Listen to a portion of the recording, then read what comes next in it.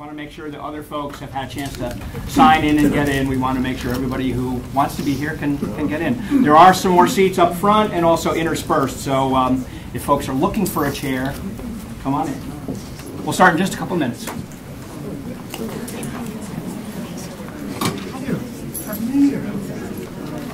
I'm good. How are you? It's been a hectic holiday season. Christmas Eve, we had dinner at my house. My dad, he's 86, goes downstairs.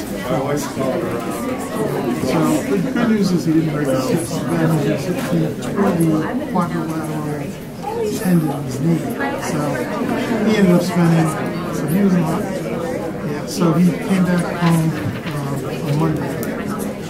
My brother's in California, so we're taking turns. Huh?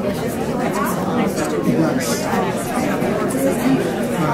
He's very independent, very, he's totally confident. And my brother's sister gave him trying to get him to get it. He's on the second floor, trying to get him So I said, Dad, okay, we're not going to push it, but let's find out all the information. And when you're ready. And if I know you're here,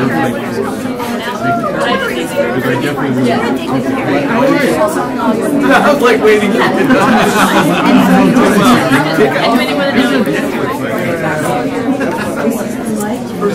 you deserve to see him as well. This is the first thing we need to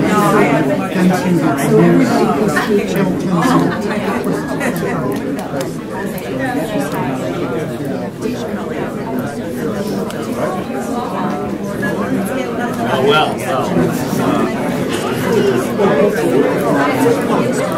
I'm interested in about 20 years.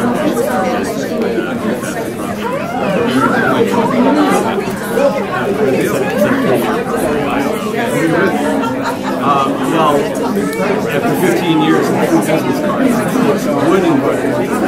Right, yeah. But, originally it was back to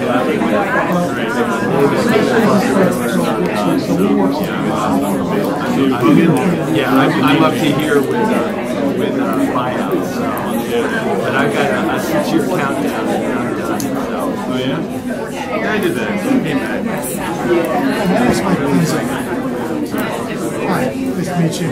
Well, that's, and in large part, Are you within the organization or sailing, skiing, or mountain biking? Exactly. My wife's an attorney, and she said by 60 years ago. I'm representing the LSP Association. We actually had our annual dinner Holy Cross a couple years ago. Our 20th anniversary dinner 5 years ago.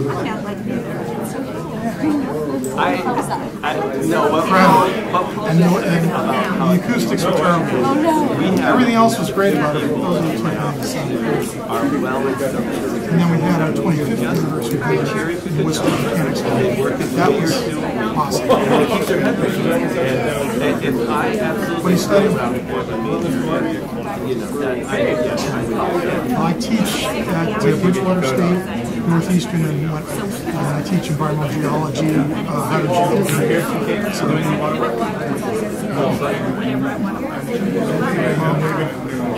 when you get off, you should be plenty of jobs.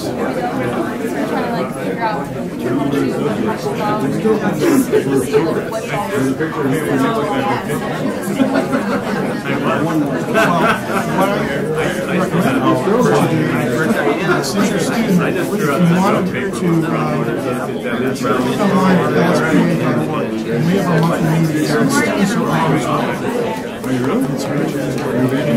That's what you're doing.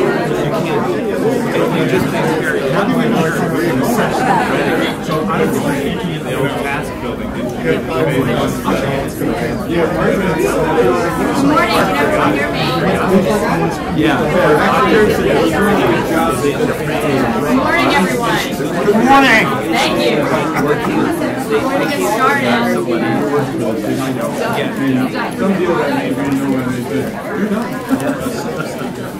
I have an announcement before we start our program. hear me? All right, let me deal with my microphone problem. In the meantime, we have an announcement. We're trying to locate someone. Yes. Is there a Holy Cross student in here somewhere? That is okay. Hi, I'm Kate. Come with me. No problem. Let's try the sound again. We'll come back. That sounds better. Okay.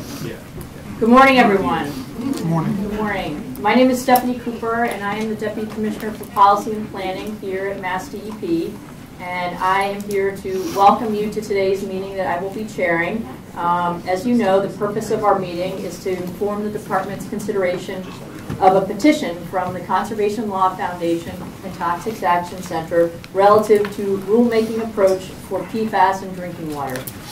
PFAS, as I'm sure many of you know, stands for per and polyfluoroalkyl substances, which we will refer to as PFAS or PFAS during the rest of the course of this presentation.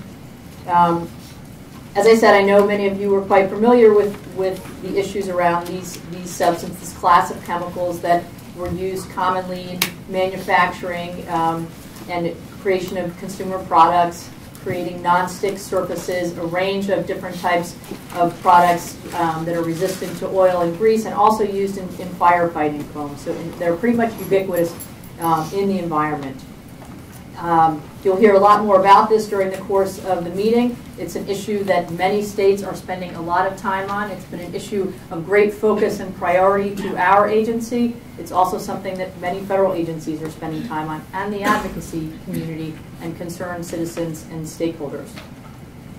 So my role today will be to give you an introduction, to set a little bit of context, and I'm going to review the agenda to start with so everyone knows how we're going to go through today's program and what to expect. But first, I just want to do a couple of simple housekeeping details just to make sure everyone is familiar with the environment and is comfortable. First of all, outside the door here, there is a water cooler you may have seen. Feel free to help yourself. For restrooms, down the hall you take a left out of the conference room, a right at the end of the hall are our restrooms. I want to let everyone know that we are live streaming this meeting so that folks who are interested in seeing the meeting who can't be here today are able to do that. So that we have that going on. We also have a member of the media here doing some filming, so just want people to be informed of that. We have scheduled our meeting to go to wrap up at noon today, but especially given the crowd of interested people before me, we expect that it may run over that time. And the most important thing to us is to hear from the petitioners in full and to hear from all of you today to inform our consideration of this petition. So I think with that, I will turn to the meeting overview. So introductory remarks, that's what I'm doing right now. I'll have some more to say in a couple of minutes. After I wrap up, I'm going to introduce our petitioners who are here today at the front table. We have Heather Govern and Jen Duggan from the Conservation Law Foundation and Shana Casper from Toxics Action Center. And they are going to give a presentation. We've asked them to take time that they would like to have to present their petition, to amplify on the various points, and to clarify anything that they see fit to do. We will then have feedback from attendees. And I just want to make sure anyone who's interested in speaking today has had the opportunity to sign up. We had staff here right outside the door. And this is Ann Lowry, our Assistant Commissioner for Planning and Evaluation. And so if you'd like to sign up, you still have, please take the opportunity to do that. And I also want to, I do want to note that two things.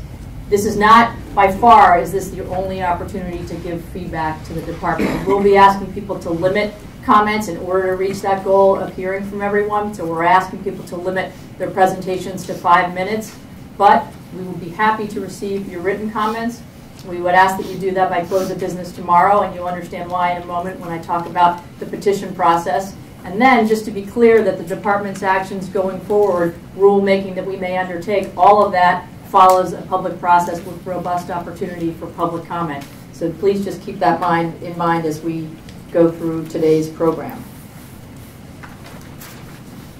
The other thing I just want to sort of set an expectation and be clear about when you see many of us scribbling notes is that we are very much in listening mode today. So we have a number of staff here today. We will be taking a lot of notes, yes, we are recording the proceedings, but we want to sort of be taking it in live format too, and recording the high points and the themes that we're hearing today. So you will see that happening in our agenda. In order to have the opportunity to hear from the most people, there's not really a sort of an interactive dialogue opportunity with the agency today. Rather, we're taking all the information in. So I just want to be clear about that.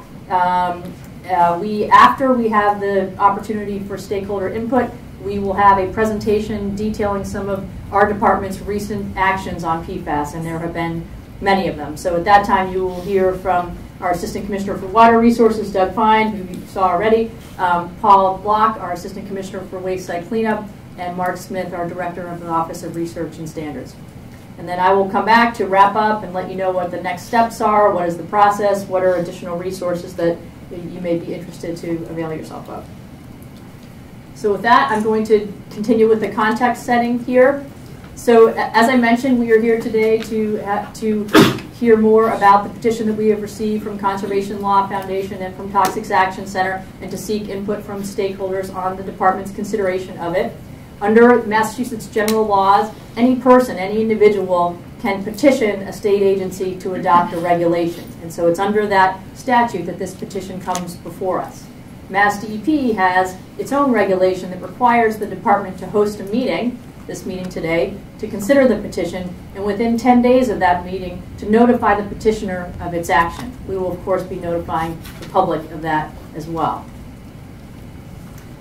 The rest of the context I'd like to set is to talk for a minute about sort of the federal framework for rulemaking and protection of drinking water, and then to just quickly hit sort of the headlines or the highlights of some of our PFAS work, knowing that there is a presentation later in our program that will detail that. So the Safe Drinking Water Act is the key federal law for protecting public drinking water supplies from harmful contaminants. You see some information here about it. I think the thing that's important to keep in mind is that EPA's national drinking water regulations establish the basic program for regulating the nation's public water systems. And you see here the top bullets talk about how that rulemaking process works and some of the factors that are considered: health impacts, frequency and occurrence of the contaminant, benefits, costs, and feasibility of a proposed standard. In Massachusetts, EPA has delegated primacy to DEP for enforcing requirements of these national drinking water regulations and of the Safe Drinking Water Act. So it's our job to enforce these standards, and in adopting our own state standards, ensure that they are at least as stringent as what EPA has set, but they can also be stricter, and they often are. Drinking water regulations apply to publicly and privately owned water systems, and there's a particular definition of those, but just to say they vary greatly in size and type. They range from large municipal or regional systems to homeowner associations and campgrounds. EPA promulgates regulations for contaminants that may pose public health risks, and there are two sort of major types, so I'll just mention this quickly, knowing that you're going to hear more about it from the petitioners. They're legally enforceable standards for water systems. In most cases, but not nearly in all, EPA standards take the form of a maximum contaminant level, which is establishing a ceiling for a particular contaminant in water that is delivered to consumers. EPA has set more than 75 of what people refer to as MCLs for shorthand for various contaminants. In instances where there is no reliable method that is economically and technically feasible to measure a contaminant to determine public health, EPA may set a treatment technique to measure a treatment technique, which is an enforceable procedure or level of technological performance. And EPA has done that in at least 10 instances that we are aware of. And I want to note here that most DEP regulations mirror EPA rules, mirror those national standards that are set, but not always. And we have the authority to set standards at the state level. And one example here is perchlorate. So with that, I'm turning to sort of the headlines of our PFAS work before I introduce our petitioners. Last June in 2018, we issued a public health guideline to address 5 PFAS chemicals, or the sum of 5 PFAS chemicals, setting that guideline at 70 parts per trillion. Our Office of Research and Standards, who you hear from later, did that work based on consulting with a group of outside experts, with our Department of Public Health, with other states, looking at health and scientific data, the best information that was available to us at that time. When we did that, we worked very closely with public water suppliers, who we oversee, to ensure that they could comply with and meet this standard, and they have. We also have instituted a requirement for public water suppliers in seeking approvals for new drinking water sources to sample for PFAS. So we look at that information and we ensure that that the water is okay before we would certify a new source. So that's specific to PFAS. In addition, we issued interim guidelines under our waste site cleanup program under the Mass Contingency Plan, interim guidelines for PFAS for cleanup sites for groundwater and soil issues. We, in addition, under that same authority, we are able to, and we have spent a lot of time investigating the sources of PFAS. And so we've been doing that under that authority to figure out where contamination is coming from, so that those responsible parties can be held legally responsible. I alluded to PFAS in firefighting foam, which has been a major source of this contaminant, and our department has implemented a firefighting foam collection program where we, working with the Department of Public Safety, it's a take-back program. So for older firefighting foam, AFFF it's referred to collect that material, dispose of it properly, thereby eliminating a potential source of groundwater contamination. So that's been very successful, and we feel like that's a really important step that we've been able to take. We've developed a lot of online resources which are targeted at the public, at public water suppliers, at various stakeholders to give good information, to share some of that best scientific information that we're considering and how to deal with this ubiquitous contaminant. What's listed under forthcoming, I'll just mention, these are actions that we have been working on at the time that we received this petition, and certainly the petition will be informing one of the actions, and that's the action at the bottom, which is developing draft drinking water regulations and standards. So it comes at a good and appropriate time for us in the process. At the same time, because the science and the health information is evolving so quickly, we do anticipate that we will be reconsidering our public health guidelines, what we refer to as the ORSG. So that's something that we do believe we'll be doing going forward. I mentioned waste site cleanup in a couple of contexts, and we will be proposing draft regulations under the Massachusetts Contingency Plan that will establish soil and groundwater cleanup standards for PFAS. So that's just giving you a sense of sort of where we're headed and what we've been working on, which, as I said, has been a top priority here at MassDEP.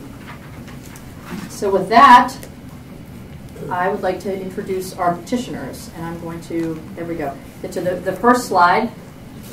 And so I would like to introduce Heather Govern, the Director of the Clean Water Program for the Conservation Law Foundation, and Jen Duggan, the Vermont Director for the Conservation Law Foundation.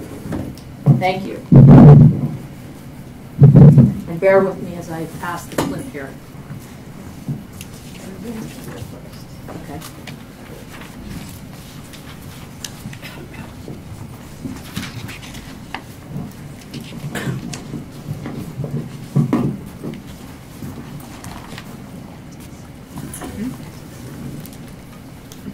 Good morning. My name is Jen Duggan, and I'm the director of CLF Vermont.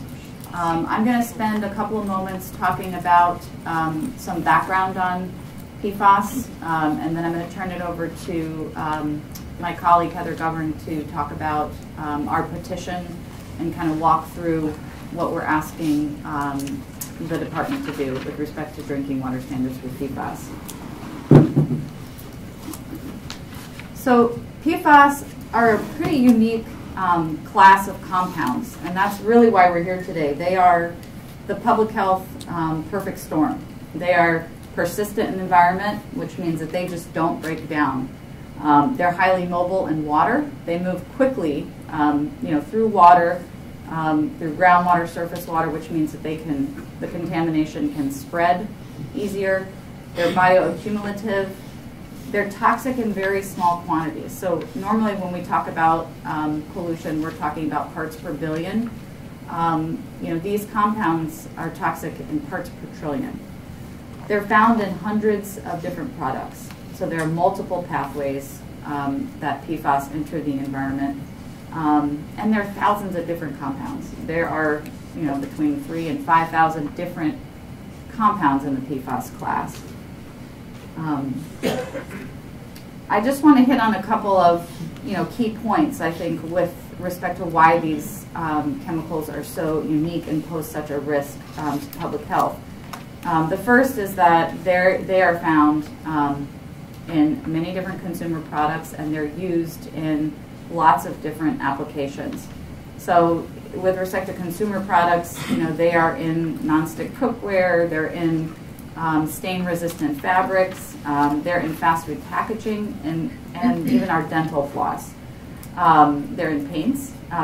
They are really in a lot of different consumer products. And what that means is that we are using those products and we dispose of those products in landfills. So that's that's a pathway there. And then we are actually coming into contact or eating off of products that contain PFAS, and so that's another potential pathway for exposure.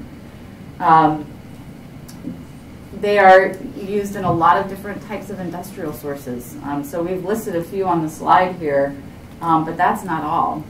So when you're thinking about how chemicals enter the environment and you have a chemical that's used in lots of different types of manufacturing process and different businesses, there's a potential for each of those businesses to be a source of contamination.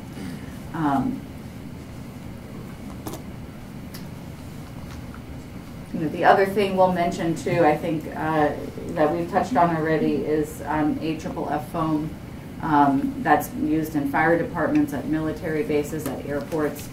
So it really is widespread and multiple pathways to come into contact with humans.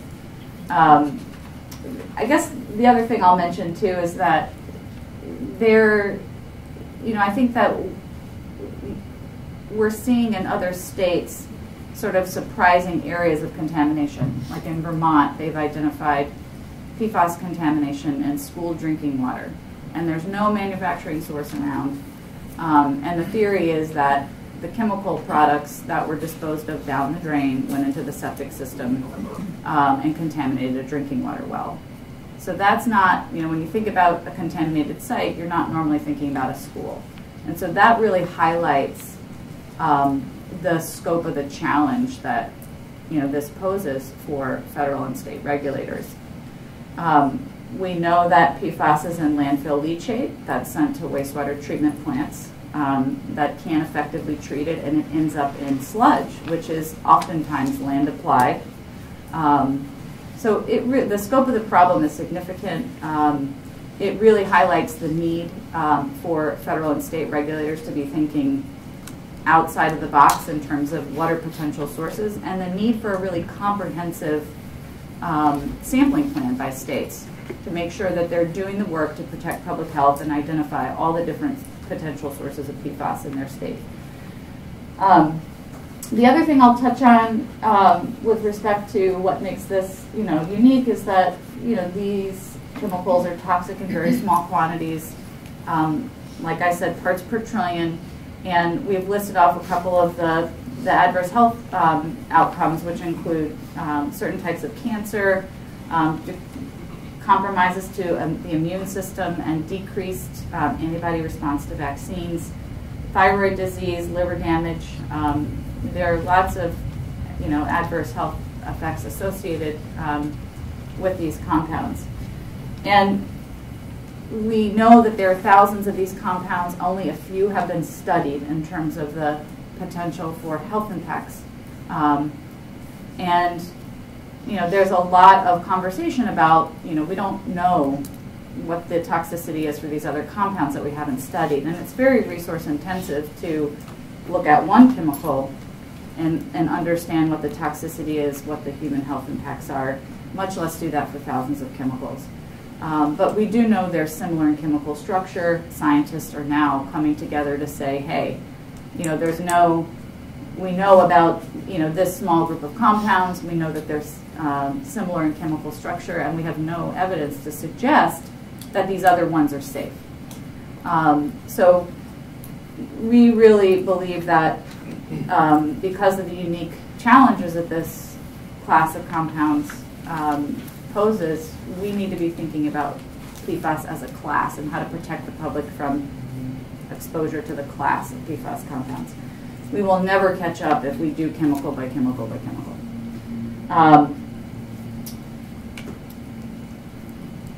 So the last thing I'll say before I turn it over to Heather is that, you know, we feel that states are the last line of defense. EPA has repeatedly dropped the ball when it comes to protecting public health from PFAS. They were aware of the potential risk associated with PFAS back in the late 90s, early 2000s, yet they gave chemical manufacturers over a decade to phase out these compounds. They are continuing to approve new PFAS as we speak to be allowed into the marketplace and into the environment. And they've attempted to suppress reports that show that their health advisory is actually is not as protective as it should be. And with respect to drinking water standards, they've said that they're considering setting a drinking water standard for PFOA and PFOS. That's 2 out of the thousands of PFAS compounds. And even if they do act, they've acknowledged that it will take years for them to set those standards. So we recognize the unique challenges that this places on state regulators to do this work. This is the scope of the problem is significant. But states are really the last line of defense to protect public health. And they do have both the authority under state statute and the obligation to make sure that we all have access to safe and clean drinking water. With that, I'm going to turn it over to Heather to talk in detail about the petition.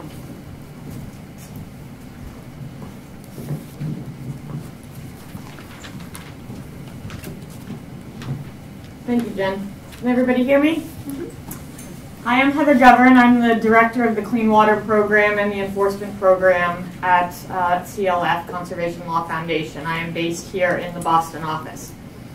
And just carrying on from Jen's points regarding why it's important that the standard for PFAS and the protective standard be for the entire class of PFAS.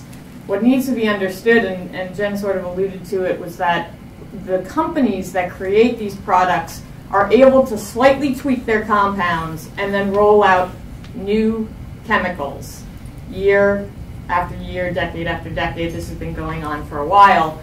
And that's why it's very difficult and would prove difficult for any state agency and even for EPA to actually regulate each individual compound. So everyone had access, I believe, to the petition itself, and I don't want to really bore all of you with each and every detail, but the main points in what we're asking for is that MassDEP, at a minimum and immediately, adopt at least a 20 part per trillion standard for 5 PFAS. And that's because sometimes this work takes some time to put together an actual standard and also allow the public to comment on that. But because this is such a public health crisis at the moment, we're asking for something to be done immediately. And but to work on and for the afterwards, adopting a treatment technique standard that actually protects the public from the PFAS class. And if that is not something that the agency feels they're able to do, then, or feels they might not have the authority to do, we're asking them to adopt a drinking water standard for PFAS as a class. And in the meantime, and while all this is going on, more sampling needs to be done. We need a statewide sampling plan that actually has a timeline of when the sampling is being done, when they hope to finish sampling at certain sites, because everywhere that sampling has been done, and this is across the country, this is not just a problem in New England, it's not just a problem in Massachusetts, but when states and investigators, federal investigators as well, have gone out to sample for the contaminants, they're finding it everywhere. It's really scary. So what is a safe limit for PFAS? And there's lots of studies out there contemplating different standards, but CLF and Toxics Action as well recommends the standard be at 1 part per trillion for any of these PFAS contaminants. So anytime that we're finding that the result of testing comes to above 1 part per trillion, there needs to be some sort of treatment happening. And what are these treatment technologies? Where again, this is something that is being contemplated by a number of scientists out there. There are some really educated individuals working on this, coming up with new treatment technologies, as we speak. There's a number of studies. These all need to be reviewed. There's experts to talk to. Conservation Law Foundation just had an excellent conversation with an expert from Harvard yesterday. And then what needs to happen, and we understand that this is going to cost some money for the drinking water suppliers. We need to look at the cost assessments of those best technologies to deal with PFAS. What's really important throughout this public health crisis is keeping the public aware, and this hearing, of course, is one step towards that, towards keeping the public aware. The transparency that we want regarding the statewide sampling will be incredibly helpful so that individuals are aware across the state where sampling is happening, how soon it's happening.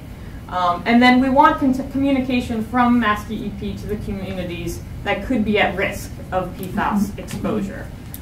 Sometimes, things are pushed under the rug a little bit, or there doesn't, no one wants to create major public alarm, but it's extremely important that when there is a high level of PFAS in drinking water, that alternative drinking water sources are provided, and the public is generally aware that they should not be drinking the water. In addition, there are PFAS-contaminated sites all over the state. What are the remediation plans for those sites? Again, we're talking about making sure everyone knows about any alternative drinking water sources, and then what's the cleanup strategy and the timeline on that strategy for cleanup. And as we're talking about today, the actual standards that MassDEP sets, those are important for the public to be aware of, and it sounds like this will continue to be a process throughout the years regarding different PFAS contaminants, so continuously updating the public on the changes that are made, whether it's guidelines, whether it's an actual MCL, whether it's an actual treatment technique that is chosen for dealing with PFAS. And finally, everyone has already talked a little bit about the AFFF concerns that we have. This is the firefighting foam, and that being a major source of PFAS contamination. This is also being found nationwide at the airports, the military bases, and any firefighting training sites. This is a big deal right now down on the Cape, and we do understand that most states are starting to collect and incinerate firefighting foam, but where is it being incinerated? Exactly how is it being incinerated? One concern that Jen and I have regarding incineration is that it has to be done at an extremely high temperature. It has to be done at facilities and incineration facilities that we trust and that have been responsible and have not been violating any other environmental standards. So that incineration, the public needs to understand exactly where that's happening, how it works, because further water contamination and air contamination can occur if it's not done properly. And now I'll pass it on to Shana from Toxics Action Center. I appreciate everyone coming today. It's great to have this big turnout.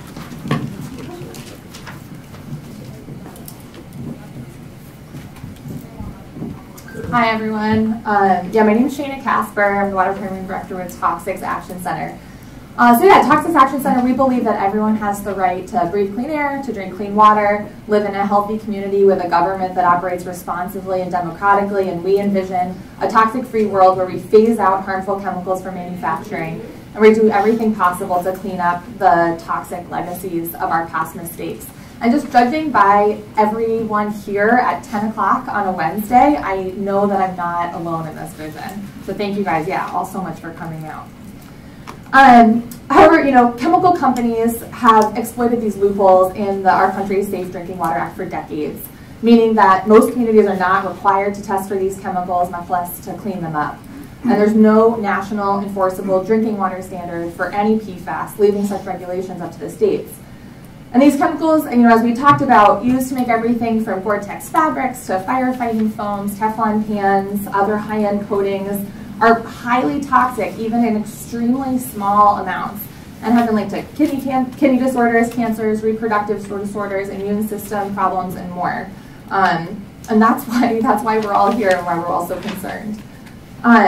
So working on the ground and in person with communities in Massachusetts and across New England, who were waking up to find out that the water coming out of their tap was not safe to drink and likely hadn't been for years, we actually started getting deluged with calls from communities all across the country finding out that their water had also been polluted.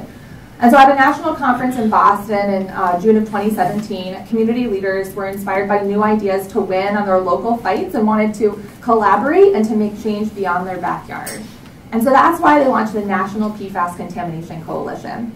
So the National PFAS Contamination Coalition is made up of community leaders from 25 community groups from 15 states and Guam who joined together to share information, gain skills, connect with experts, and worked on state and national campaigns together for solutions and to build a collaborative and powerful force to take on big polluters.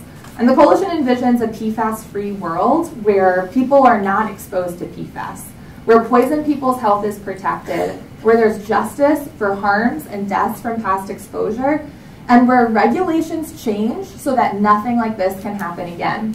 And you'll hear some of these really incredible, powerful, and personal stories from folks about their frustrations, their hurt, their anger later on.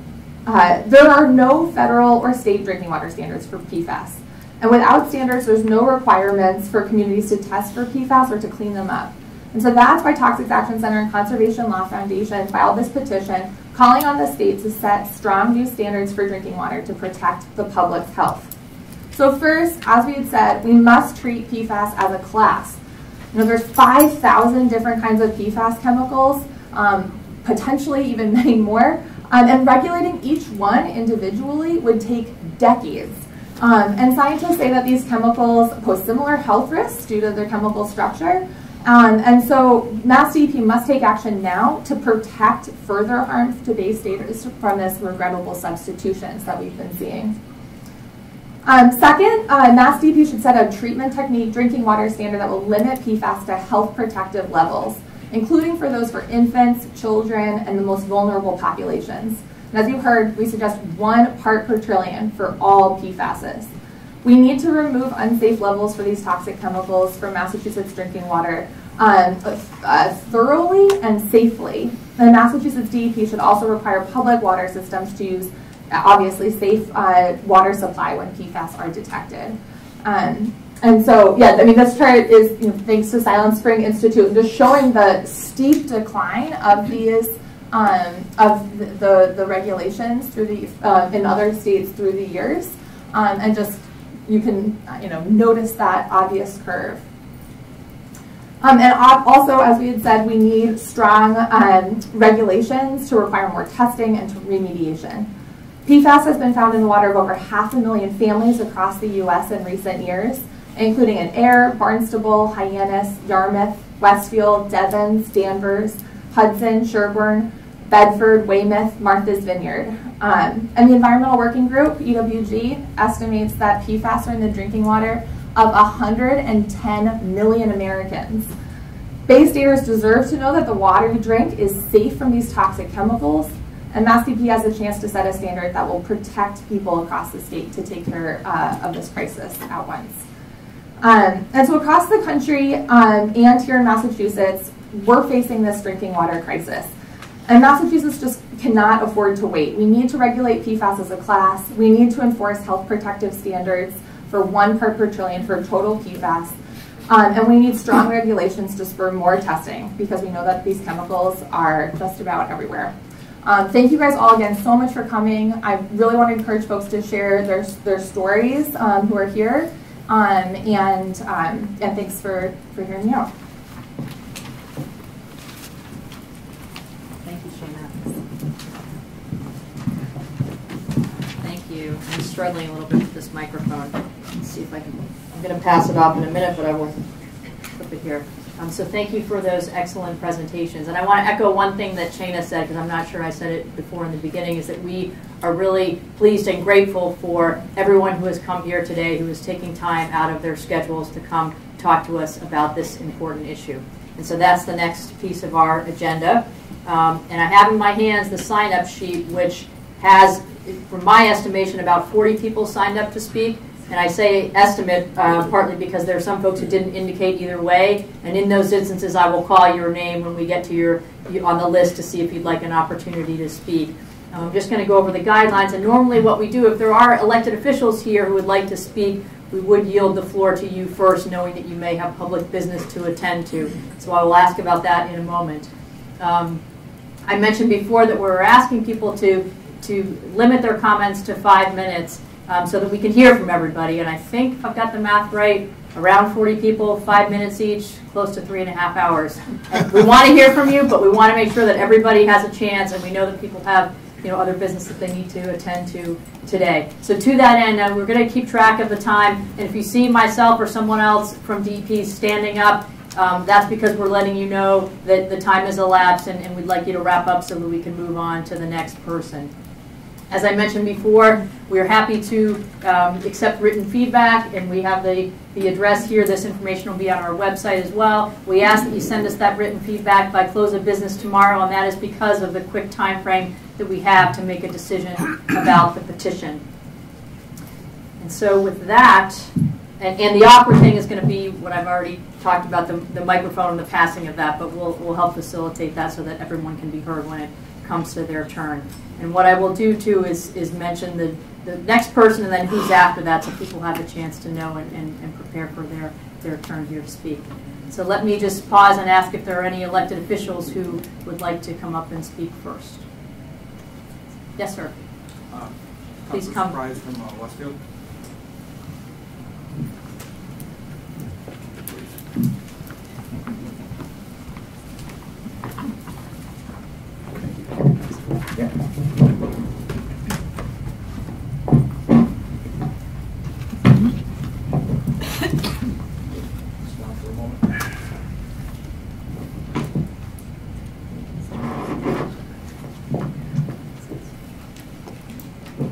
It'll take 5 minutes to put this on. I'm going to get really good at that. Hi, my name is Andrew Surprise. I'm a city councilor from Westfield, Massachusetts. So some of the issues that I wanted to talk about regarding the maximum contaminant level, it's something that's necessary, especially in our case, because we our contamination it determined by MassDEP that it came from our military base, Barnes Regional Air Base, and so we are going through the CERCLA process with the federal government in order for them to, they are required to go by state laws, and in order for them to have that information to get us potentially on, the national national books, they need a maximum contaminant level because there hasn't been one determined by the state at this point. I would point out there are a few things that I do have concerns about when you were speaking about setting a treatment standard. Now, maximum contaminant level in New York State was just set for a combined PFAS, PFOA of 10 parts per trillion. Our concern in Westfield is that, especially by our elected officials, is that the continuing falling of that parts per trillion standard is going to invalidate the treatment that we're using. We're currently using GAC treatment, and we only have one temporary system up on one of our wells. The entire north side of our city is contaminated, the water in our aquifer, and it's the only water source for the north half of our city. I would note that, when setting treatment standards, I would suggest, in my opinion, and I know the water director is going to disagree with me, but in my opinion, speaking to other water districts and other elected officials that have dealt with this in other communities, I spoke with the Water Authority Director, Don Sims, in Decatur, Alabama, West Morgan, East Lawrence, Alabama, and they have a GAC system, and they call it a temporary system. They're moving to reverse osmosis. They had a combined PFAS of 110 parts per trillion. They have a 6-chamber GAC. They run 16 million gallons per day, which is significantly larger than Westfield. But they did a 20-year change-out and operation cost study on that GAC system. It would end up costing them $94 million over 20 years. Now, even if that's a quarter of the cost for Westfield, we can't afford that. There's just no way. We're a small city, and we're not a wealthy city.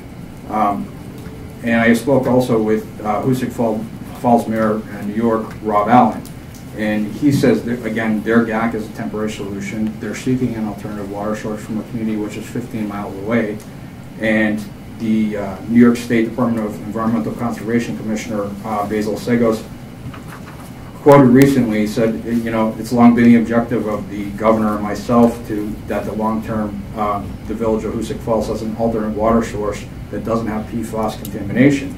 Now, I think GAC is a temporary solution. GAC costs money. Us putting funding into a source that may need to change doesn't make a whole hell of a lot of sense to me, excuse my language, because we can't really afford it. We're raising taxes, we're raising water fees to pay for this. So our citizens just want to know, how are we going to address this? How are we going to fund it, first of all? And then the health effects. I mean, if we have the opportunity, which we do in Holyoke, to tap into an alternate water source, many of the citizens that I speak with would prefer that we do that as opposed to trying to treat the contaminated water, which also is under the industrial part of our city. So, thank you.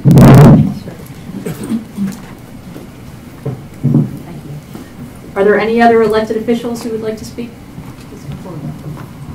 I just want to mention, after elected officials, the first person on the list is Cheryl Osmo of the Massachusetts Breast Cancer Coalition.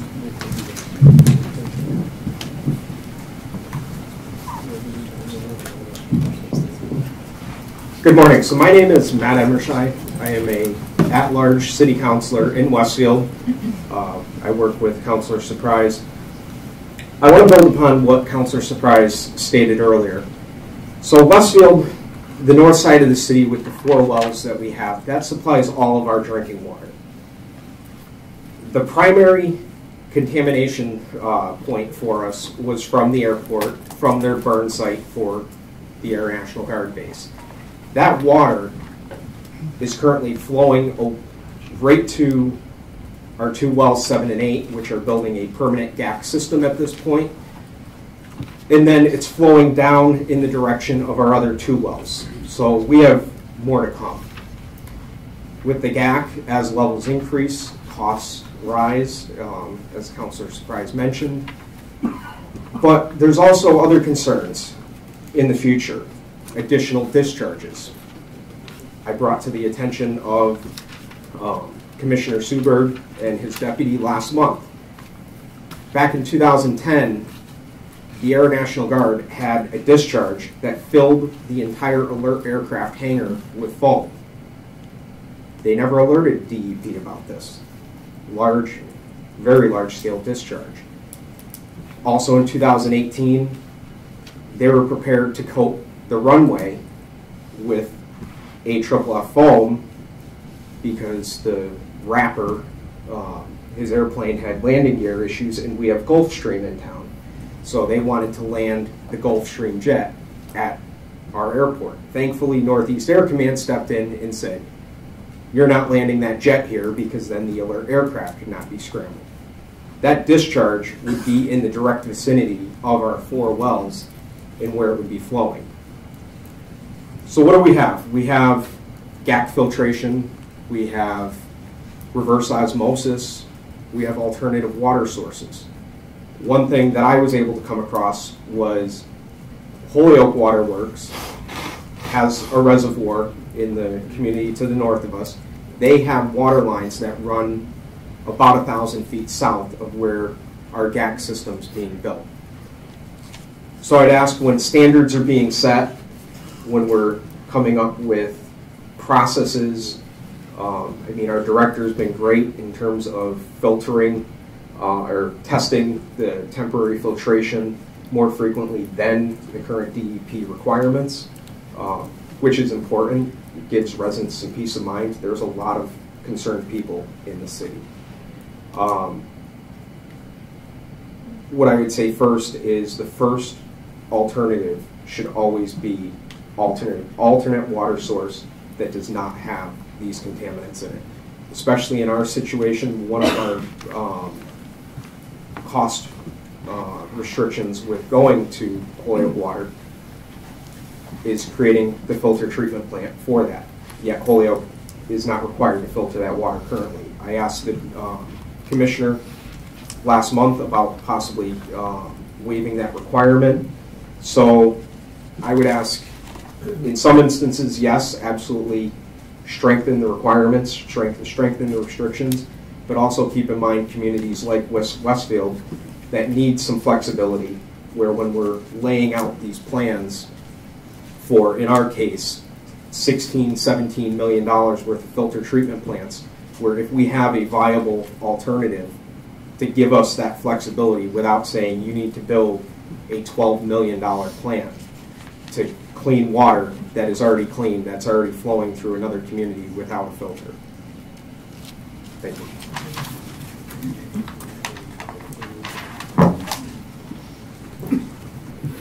Are there any other elected officials who would like to speak at this time? Please come up.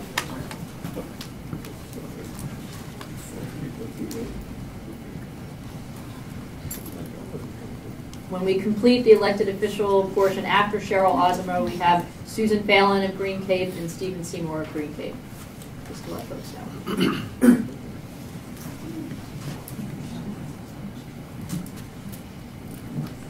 We have one elected official in that community. Am I hanging that?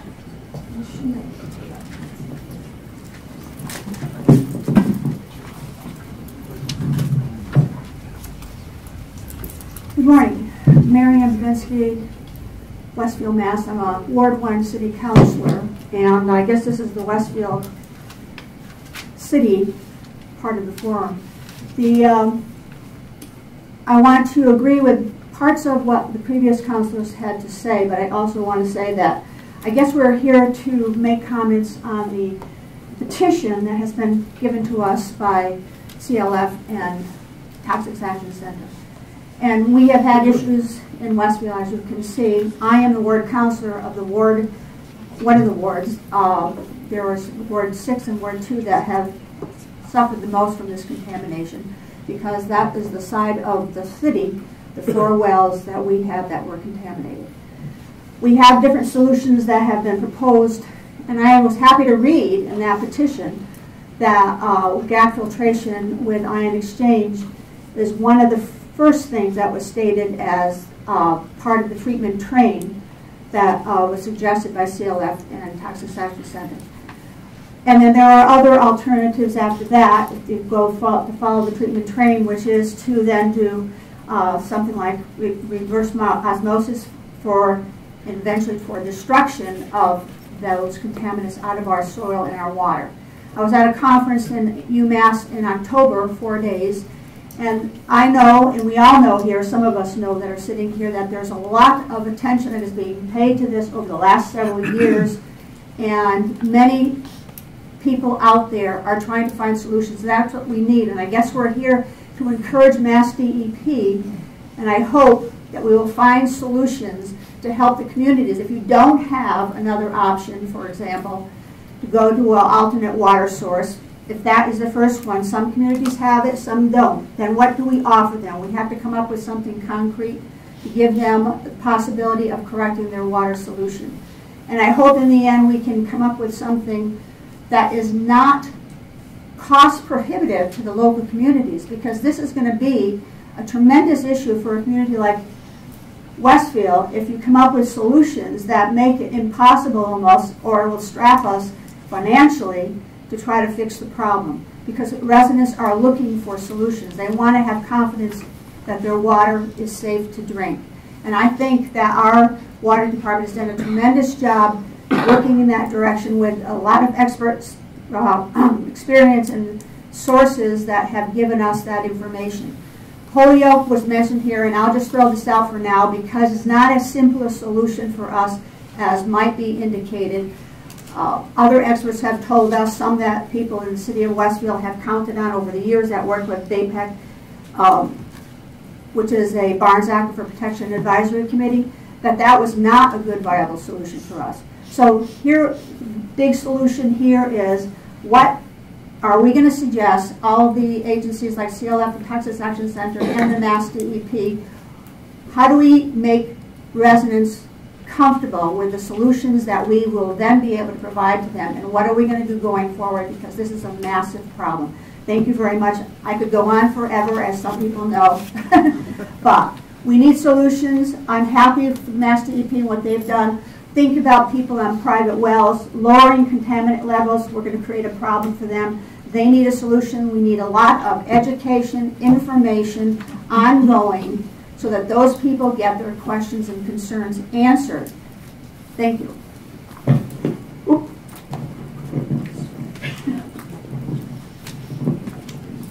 Thank you, Counselor. Are there any other elected officials who would like to speak at this time? Okay, then I would like to introduce Cheryl Osmo of the Massachusetts Breast Cancer Coalition. Cheryl, I'm just going to try to pass you this. It's just a sure, if you don't mind.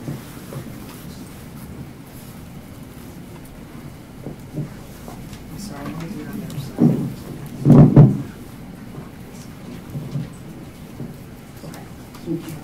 Good morning.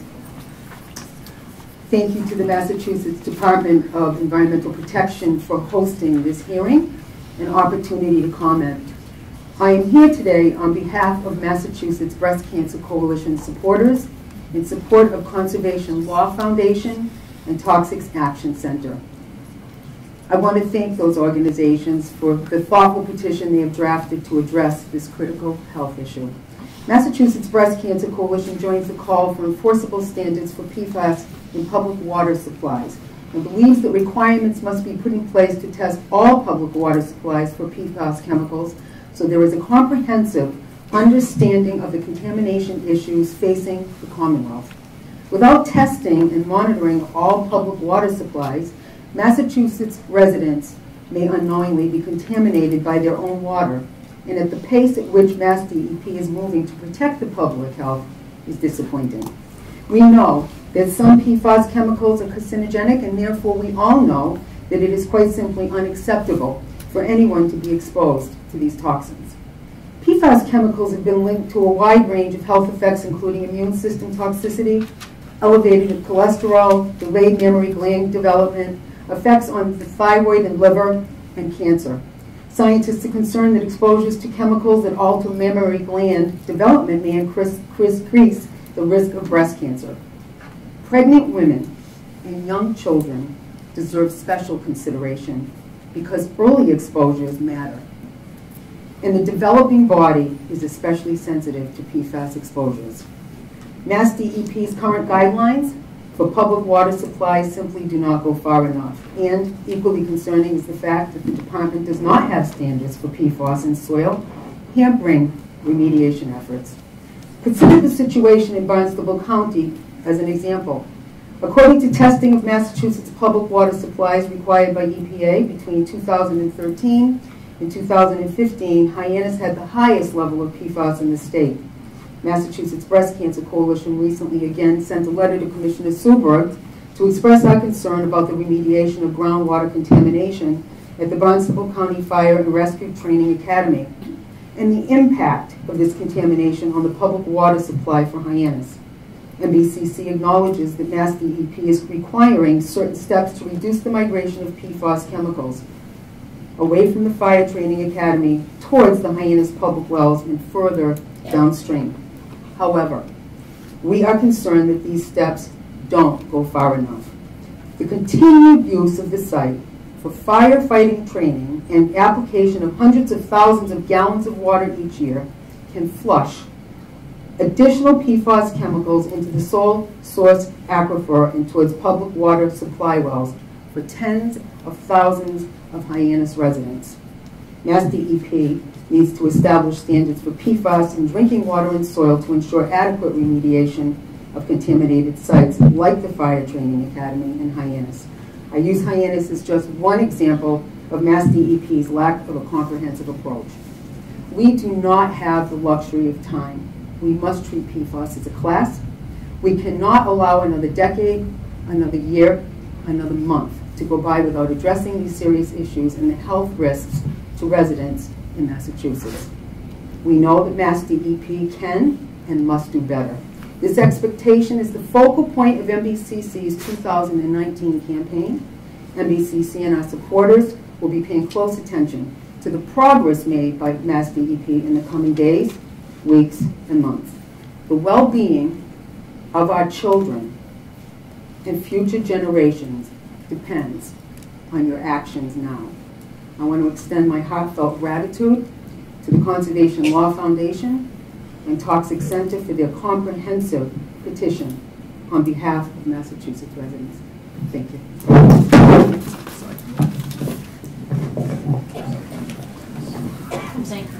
Thank you. So next we have Susan Phelan of Green Cape.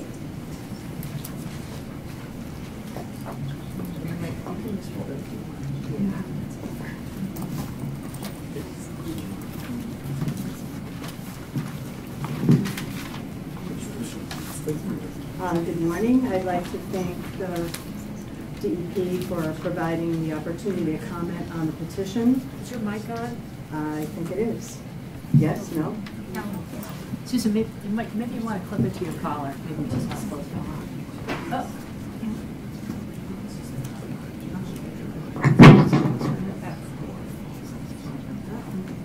Can you hear me now? Yeah. I'm Sue Phelan, the director of Green Cape. We're based on Cape Cod. And I'd like to thank again DEP for providing this opportunity to comment on the petition from CLF and Toxics Action. In the absence of federal MCLs and due to the ever-expanding discovery of a variety of PFASs in the Commonwealth, including my own community of Barnstable, it's incumbent upon DEP to adopt enforceable drinking water standards for PFAS as a class. Regulatory and scientific attention to PFAS is focused primarily on PFOA and PFOS, but the scope of current and future contamination is really much broader. EPA and other scientists have raised concerns that compounds from the PFAS class of chemicals are likely to pose similar health risks due to similarities in chemical structure.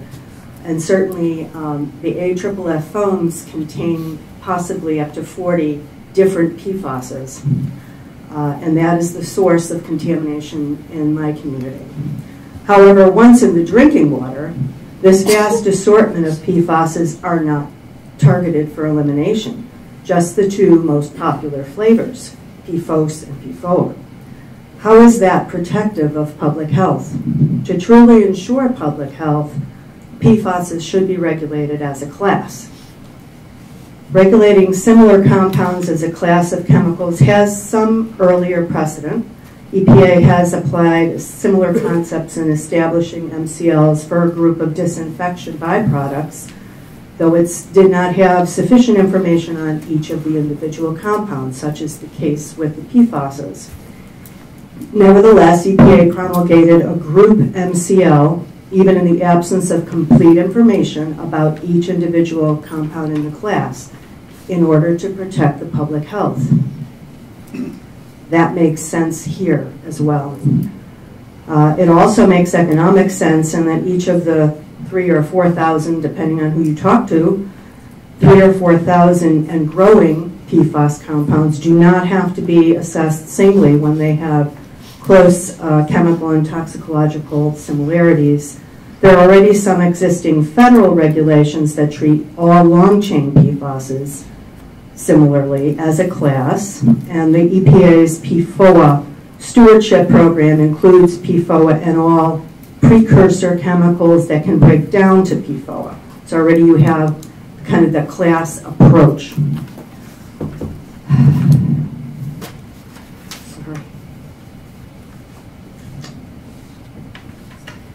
This is the DEP's meaningful opportunity to reduce exposure of Massachusetts citizens to all PFAS chemicals. I urge you to seize the moment. Continued lack of enforceable MCLs for PFAS as a class has significant public health implications for us all. A heavy burden falls on communities like Hyannis and Westfield that have already been exposed to PFAS for decades already, jeopardizing the health of the community and the livelihood of future generations as well. The heaviest burden falls on our firefighters who are continually exposed during training and during firefighting incidences, not to mention from their turnout gear, the PFAS is leaching from turnout gear, and also drinking the same water supply that the rest of us in Hyannis have been drinking. So regulating the thousands of PFASs, chemical by chemical, is not protective of public health. It's inefficient and costly and will translate, I believe, into decades more exposure for my community and others similarly burdened. In the absence of federal regulations, Massachusetts can fulfill their obligation to protect the public health of its citizens and establish an MCL, less than 1 part per trillion, for the chemicals, PFAS chemicals as a class, and they should do that without delay. Thank you.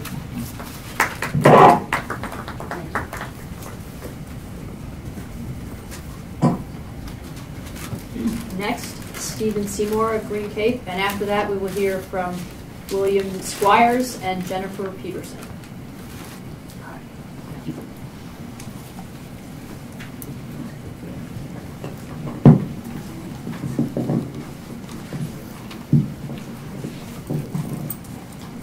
Yes, I'm Stephen Seymour, and I'm also from the town of Barnstable, and I drank the water there for some 30 years in Hyannis, and unknowingly, but I've had some thyroid problems over that time period. But let's cut to the bigger picture here, and it was mentioned a little bit about there's a fire training academy in the town, and it was good to hear that there's going to be some focus on the actual places that have contaminated and cleaning up those sites, because that site has not been cleaned up. They did a hot spot, a little 10 by 10 foot spot, but not the whole site. And it has been documented by the licensed site professionals in that area that it has very highly contaminated soil. And like Cheryl Osmo says, when it rains or you practice with with foam or even water there, you're going to be pushing it into the Hyannis water system. Because the Hyannis water system is down gradient of all of that. We're a single source aquifer that we have to drink the water underneath us. That being said, I think it's very positive to have an MCL. My understanding is that when you have an MCL, particularly a federal one, that opens you up the possible availability of Superfund site funds to help clean it up, because this is a national problem. It's not just a Cape Cod problem or a Westfield problem or even a Massachusetts problem. It could be And to some degree, the EPA has not been as proactive as maybe you would like them to be on it, and provide some of those services, and also the potential for funding. You've heard from a lot of people about the funding, and it's breaking a lot of people's backs. The Hyannis water system that is impacted is an environmental justice community. And it just seems so unjust to have this going to them and them having to increase their water bills constantly in order to take care of this, when it is, it's not those people's fault. That all being said, I'm very positive about this. I'm glad the DEP is really stepping in with lack of the feds being really stepping in. And I hope this dialogue continues and that a lot of action comes out of it and help for all the communities impacted, and particularly the people that are drinking the water system. And I think I had some other things here. I think I'm just going to hand it to somebody, because as I was here, it seemed more pertinent to discuss some of those items. Okay. Thank you, Mr. Chairman. Now I'm going to steal your mic. Yeah, let me help you. We won't let you. Okay. Thank you so much. We'll be happy to take your comments. Sure. So next, William Squires of Beasley Allen. Mr. Squires, are you here? Okay. Jennifer Peterson, Mass Water Works Association, and after Jennifer, we have Robert Little and Renee Landy.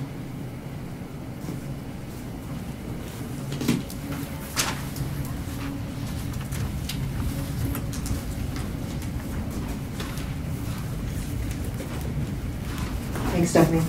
My name is Jennifer Peterson. I'm the Executive Director of Mass Water Works Association. Mass Water Works is a nonprofit membership organization representing the public water systems in the Commonwealth. Our members' mission and our water suppliers' mission is to promote and protect public health through sufficient supplies of drinking water to their consumers. Our water systems are licensed professionals. They work hard each day to provide this essential service. Mass Water Works firmly believes that any new drinking water standard must be developed through a transparent process that relies on strong scientific foundation, involves key stakeholders, evaluates the cost-benefit of the proposal, and evaluates the effectiveness of the regulatory action in achieving better public health outcomes. With respect to emerging contaminants such as PFAS, it's particularly important for MassDEP to take a deliberative approach, as our understanding of the health risks of these substances is continually evolving. We do have some concerns with the petition by CLF for a treatment technique standard. Treatment technique standard is warranted when it's not economically or technologically feasible to ascertain an appropriate level for establishing an MCL. While setting individual MCLs for each of the more than 3,000 distinct PFAS compounds would not be feasible, establishing an MCL for PFAS as a class based on the best available peer-reviewed science should be achievable. The Safe Drinking Water Act already regulates some contaminants as class of compounds. The major issue with the treatment technique approach is establishment of a trigger requiring implementation of a prescribed treatment process. The process of finding the right trigger level is quite similar to the MCL process, so why not just pursue the MCL? Further, a treatment technique standard for drinking water puts the onus and cost solely on the public water supplier. Treating contaminated water at the source does not prevent the continued contamination of the Commonwealth's aquifers and surface waters. Regulatory controls need to be put in place to prevent PFAS from contaminating our water supplies. Such controls should include, but may not be limited, to regulations to prevent the manufacturing and use of PFAS, setting pre-treatment standards for industrial users, setting limits for land application of sludges, controlling air emissions, and establishing groundwater standards for cleanup. Mass Water Works has always believed that it's in the best interest of the water suppliers across the Commonwealth to follow the EPA prescribed process for setting a regulatory standard. There is a consistent protocol in doing so, and it helps with the public's understanding of the issues. It gets very confusing among the public when we have different standards in different states. So it makes sense for EPA to take the lead on this and address it in a national way. They have started that with a national strategy, and we are certain that they will continue looking at the PFAS compounds. As was said in the opening remarks, PFAS compounds can be found in a number of products that consumers use daily. Although PFOA and PFAS have been phased out of production in the United States, there are many thousands of alternative PFAS in use, and many more are being imported into the country. When considering the levels often found in drinking water and the amount of water actually consumed, drinking water may only be a small fraction of the overall human exposure to PFAS. MassDEP should identify all other points of exposure for PFAS and publicize a list of products along with the typical levels found in those products. Of course, the best way to reduce overall exposure to PFAS is to remove the products from the marketplace. However, in the interim, public education may be a more effective tool for reducing a person's exposure. I want to talk a little bit about analytical capabilities, because while we're finding these compounds at such low levels, it doesn't always necessarily translate to a health risk. And we firmly believe there needs to be a robust look at the toxicological studies that have been done, and that DEP should perhaps commence future studies on the toxicological impact. These studies should focus on human health impact. Just to put in perspective, we're talking about parts per trillion. I just wanted to give you an analogy on that. Part per trillion is one drop in an Olympic-sized pool. An Olympic pool holds about 660,000 gallons of water. That equates to 10.56 million 8-ounce glasses of water. So we really need to look at this in terms of the impact that we're seeing through drinking water versus the other points of exposure. If MassDEP chooses to set an MCL for PFAS, we would ask that the process be dictated by science. It must look at the effectiveness of treatment, the cost impacts for all size water systems. A thorough cost-benefit analysis must be done as is required by the Safe Drinking Water Act. The final MCL should be based not only on health impacts, but also economic impacts of treatment, public health benefits to be derived. It must consider uncertainties in the analysis of health risk, evaluation of health benefits from treatment, and related costs. We are especially concerned to the impact of small systems. I think Westfield said it quite nicely today. These are expensive systems to install, and so we need to have certainty for our communities. Finally, just some implementation pieces. Because of the ubiquitous nature of PFAS, we are concerned that proper sample protocols be put in place, and I think DEP needs to provide sample protocols to our water systems, because at the parts per trillion level, environmental impacts could really impact a sample. And so I urge DEP to take some time to think about sampling protocols, and also if we move towards the MCL process, making sure that the labs are accredited in Massachusetts, which they're currently not, and that they have a method that is standardized, and that the labs have the capacity to deal with the samples that are coming in. So thank you for the opportunity to comment, and we certainly look forward to working with MassDEP as this moves forward.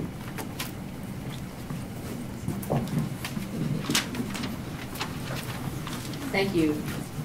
I would like to invite Robert Little of Woodard and Curran to come up and speak. After Robert, we will hear from Renee Lanny and Mary Jones.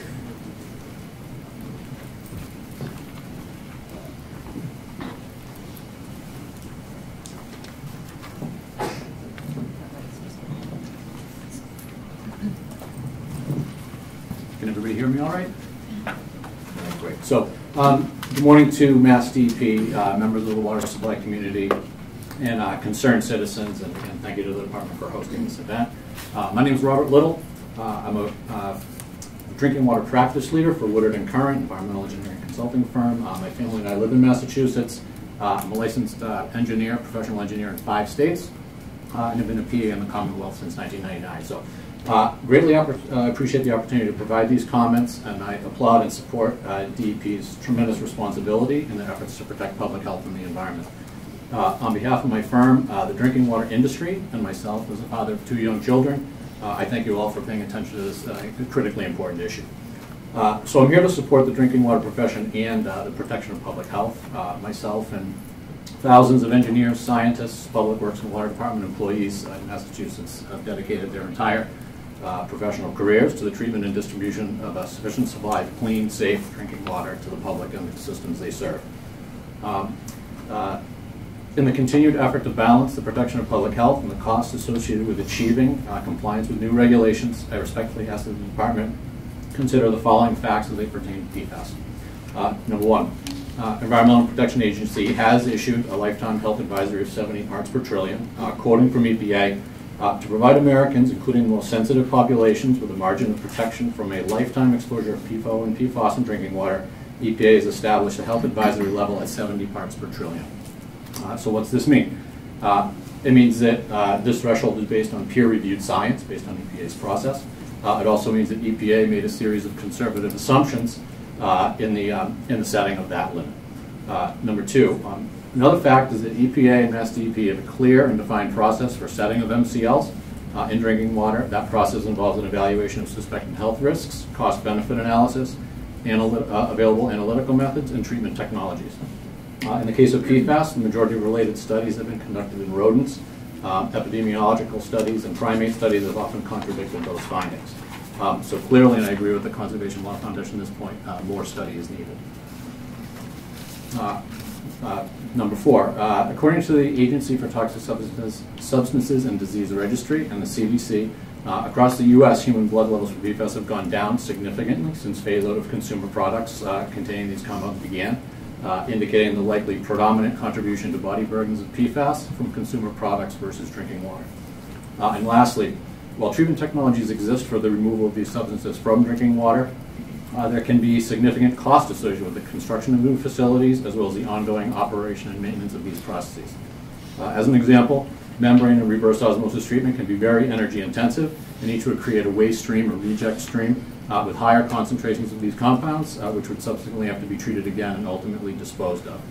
So in closing, all of us as thought leaders in the development of appropriate standards for PFAS and other future or emerging contaminants must consider the multiple pathways of exposure and scientifically evaluate the incremental benefits in conjunction with feasibility and cost. The regulatory levels should be based on peer-reviewed literature and toxicity studies with a preference for epidemiological studies and meta-analysis of those studies. We're talking about parts per trillion, and while treatment technologies exist, such as granular activated carbon, ion exchange, nanofiltration, reverse osmosis, they're capable of removing PFAS to very low levels. That comes at significant cost. Public health protection is the foremost responsibility of public water supply professionals and the regulatory community. However, the cost-benefit of regulatory requirements is also essential in establishing an appropriate PFAS limit. The lower the limit, the higher the cost. Financial resources are also necessary to protect public health in other ways, and every dollar spent on achieving increasingly stringent PFAS limits is one that can't be used to rehabilitate antiquated infrastructure, update aging treatment facilities, replace distribution piping systems that are in many cases over 100 years old.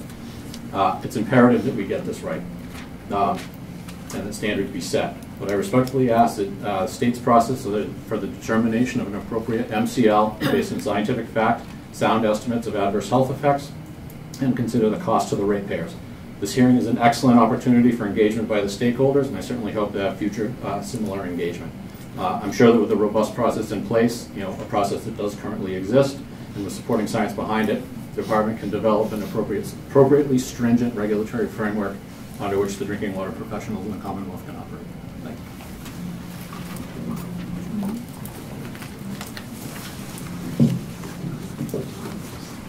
So next we will hear from Renee Lonnie of the American Chemistry Council, and then next from Mary Jones, and after that from Lori Nearing.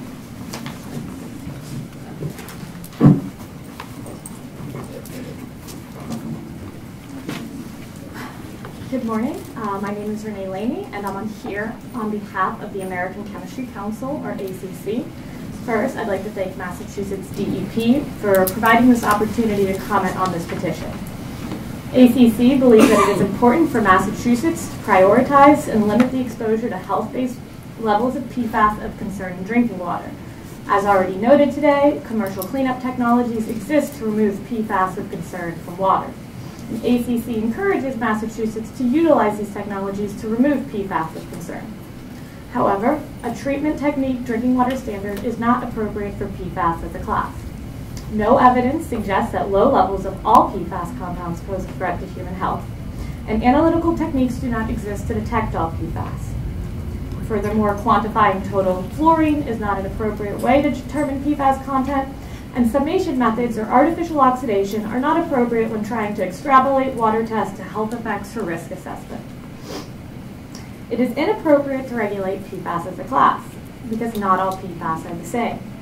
PFAS can differ in structure, toxicity, bioaccumulation, potential, use, etc. And there's data to support that different chain lengths results in different properties.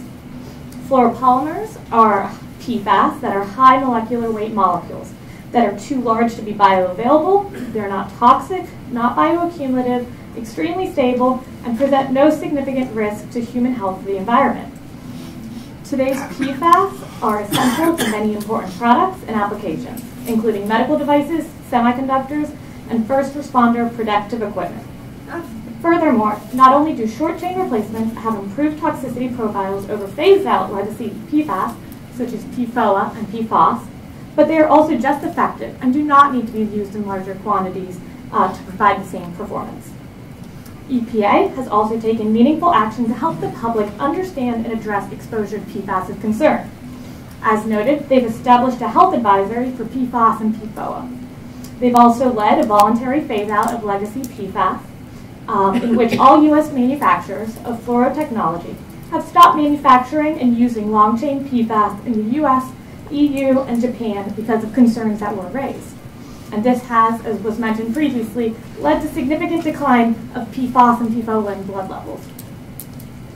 EPA is also monitoring PFAS in the contaminant candidate list and are working towards a regulatory determination on whether there is a need for a federal maximum contaminant level, or MCL. EPA has visited many affected communities to provide a forum for information exchange. They've also generated draft toxicity values for Gen X and PFAS, which illustrate less toxicity than PFOA and PFAS. They've developed cleanup values for surface and groundwater, which are currently undergoing review in the Office of Management and Budget, and a management plan is expected to be released soon after the government shutdown is resolved.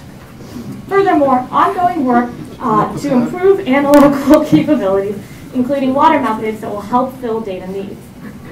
New Hampshire was recently faced with a similar petition and chose not to act on it. And they cited ongoing state activities, EPA activities, and a prematureness to initiate rulemaking without appropriate sound scientific data. ACC supports the regulation of PFAS chemicals of concern on a sound science and risk basis. Not all PFAS pose a risk to human health or the environment to the same degree. And we encourage Massachusetts to focus its time and resources on those PFAS that present the greatest potential risk. Any technical standard should be determined through a robust rulemaking process that takes into account appropriate stakeholder input, particularly regarding science and health risk reduction trade-offs. Thank you, and we look forward to being a proactive stakeholder with Massachusetts DEP moving forward.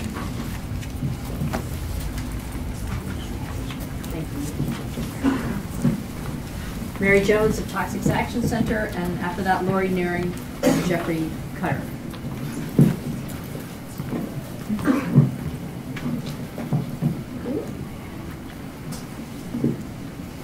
Hi everyone, my name is Mary Jones. I'm the community organizer at Toxics Action Center based in Western Massachusetts, but supporting our work on PFAS all across the state. At Toxics Action Center, we believe that everyone has the right to clean air and clean water, and that we work side by side with communities to make sure that they get those rights put in place. From working with communities that have been contaminated by PFAS, I have seen firsthand the toll that these chemicals have taken on places like Westfield and Barnstable. Our primary motivation in submitting this petition is to safeguard public health for the people of Massachusetts and to protect our right to clean water. To do that, the state must address PFAS as a class of chemicals. As you may know, exposure to PFAS through drinking water, even at incredibly small quantities, has been linked to adverse health impacts such as reproductive cancers, kidney disorders, and autoimmune diseases, just to name a few. As our knowledge as PFAS as a class expands, the scientific community is finding health effects at lower and lower exposure levels and consistently across this class of chemicals. Basically, the more we know about PFAS, the worse we understand this entire class to be. We see this treatment technique as a promising way to get on top of addressing PFAS as a class, get in front of this public health emergency, and protect clean drinking water in the Commonwealth. This treatment technique, based on PFAS as a class, would require public water systems install best available technologies or utilize safe water supply alternatives where overall PFAS levels are found unsafe.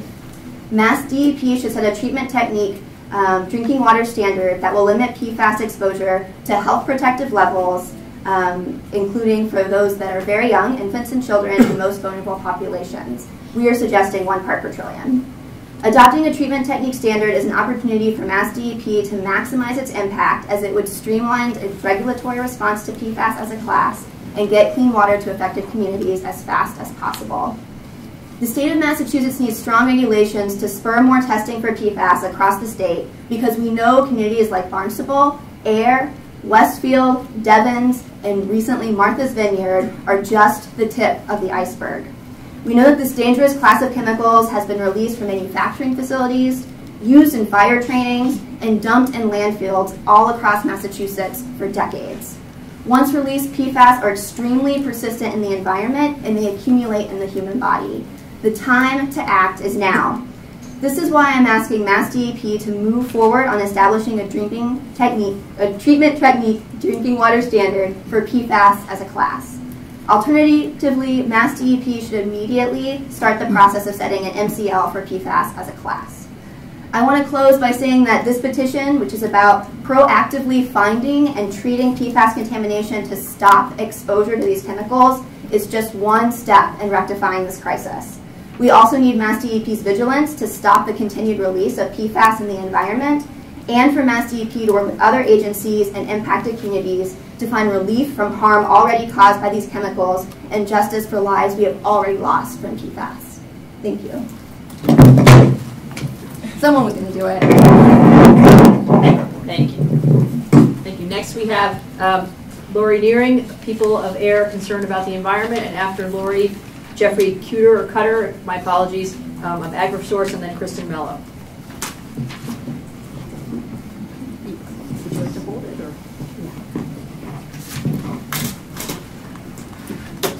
Good morning. My name is Lori Nearing. I'm a resident of the town of Ayer, and I'm here, as you just said, representing the people of Ayer concerned about the environment. PACE is a local environmental watchdog group. They've been focusing on environmental risks in the small town of Ayer, and we've mainly been looking at issues of Fort Devens, the former Fort Devens, which is a Superfund site. And we agree with what the petitioners had said. And one thing that I want to, kind of going off my script here, I want to state is that we have been focusing oftentimes on the synergistic effects of chemicals that we are all exposed to, which means that when we do these various studies, we're always looking at one chemical exposure at a time, in this case, perhaps a class. We don't know, and we can't possibly know what the effects are of being exposed to things in combination with other things. A little bit of this, a little bit of that, all combined with something that's below the MCLs. We don't know what the human effects are, and so we definitely support treatment systems for these chemicals. So I'm here today because we believe we urgently need Massachusetts Department of Environmental Protection to establish an enforceable standard for addressing the entire class of PFAS substances, which threaten drinking water supplies all over the Commonwealth. This is far more effective than an interim guidance value established by the DEP Research and Standards, which recommends limiting a combination of 5 of the PFAS chemicals to a total of 70 ppt. That number is helpful, but it has no teeth. It does not address the constant flow of newly invented forms of PFASs used in industry, which could be synergistic, as I just said. We urgently need a legally binding standard that towns can depend upon and plan around, and citizens can use to bring suit, if need be, to force protective measures to be taken in their towns. And I'd like to provide just a little bit of background of our situation. For a little more than 22 years, PACE's primary effort and focus has been in overseeing the environmental remediation projects at the former Fort Devens, a Superfund site, which directly abuts and impacts my town.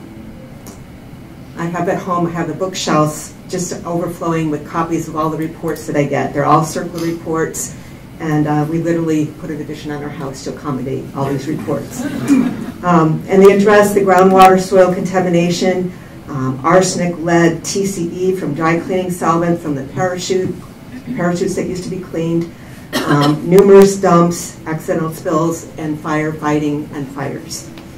Unfortunately, both the Air DPW and Devens have detected PFASs in the raw drinking water that exceeds the current EPA advisory limit of 70. So now we must also deal with the impacts of these substances in our drinking water. We know that the source of these PFASs is from the former Fort Devens. They were released into the soil and groundwater mostly as a result of the use of firefighting foam at Fort Devens during process sessions and during actual fires. There was a very large warehouse fire not far from our wellhead on Devens. Because it travels easily in groundwater, it reached our wellheads. At Grove Pond wells in air, DPW found 490 part per trillion PPTs. At the McPherson well in Devens, it was above 4,000 PPT. A level of 39,000 PPT was found at a monitoring well at the Moore Army Airfield training area. And I also did a little research just last night. The Devens fire station is about, I measured to be about 2,000 feet from our Grove Pond wellhead, well within the Zone 2 protection area. And they did a lot of firefighting practice behind the fire station. And at that site, they found a number of 4,100 parts per trillion, and this is heading toward our drinking water supply. As a temporary fix, both Air and Devens have had to shut down highly productive wells. Last spring, Air residents voted to install a $4.2 million water treatment system to remove PFASs as a long-term solution. And this, by the way, was a unanimous vote at our town meeting, which I think demonstrates how important it is for our citizens to have clean and healthy water supplies, being very proactive. Currently, our DPW superintendent, who is here today, and Board of Selectmen are in the process of designing a very complex water treatment system with the design criteria based on 20 parts per trillion treatment goal for with a goal of targeting 5 carbon long chains of PFASs. However, because the unclear and evolving requirements from EPA and MassDEP, this process is pretty stressful. There's an urgency in getting the treatment plant up and running, but there's a lack of clarity on what that cleanup standard should be. The public health and financial impacts of any future rule changes on air, and indeed every community in the Commonwealth, are really significant. My group, PACE, has studied the US EPA Drinking Water Health Advisory for PFAS. We believe it is not sufficient. An advisory is not enforceable and does not allow the polluter to be held as a responsible party. Case in point, in August of 2018, the Secretary of Defense from DOD submitted a response letter to the New England Regional EPA Administrator about Air and Devens PFAS contamination. It stated that Air's actions were, quote, voluntary, and that EPA guidance is, quote, non-binding. The DOT Secretary stated, quote, while we understand it is EPA's preference that the Army provide funding to support the voluntary actions taken by Air and Devens water systems, even though the finished water is below the LHA, DOD must follow existing laws and regulations that govern our funding and activities. DOD does not have authority to fund the water system's actions until a need for remedial action is established under CERCLA. So we get ourselves into this loop. MassDEP's Office of Research and Standards for the interim toxicity and drinking water guidance values for PFASs has recommended a more conservative value than EPA's, combining the values of 5 significant PFASs together in any combination. Their sum concentration should be less than 70 ppt. As we have stated, the guidance value needs to become enforceable. In addition, we must consider that today there are more than 3,000 PFAS compounds, with more being invented every year.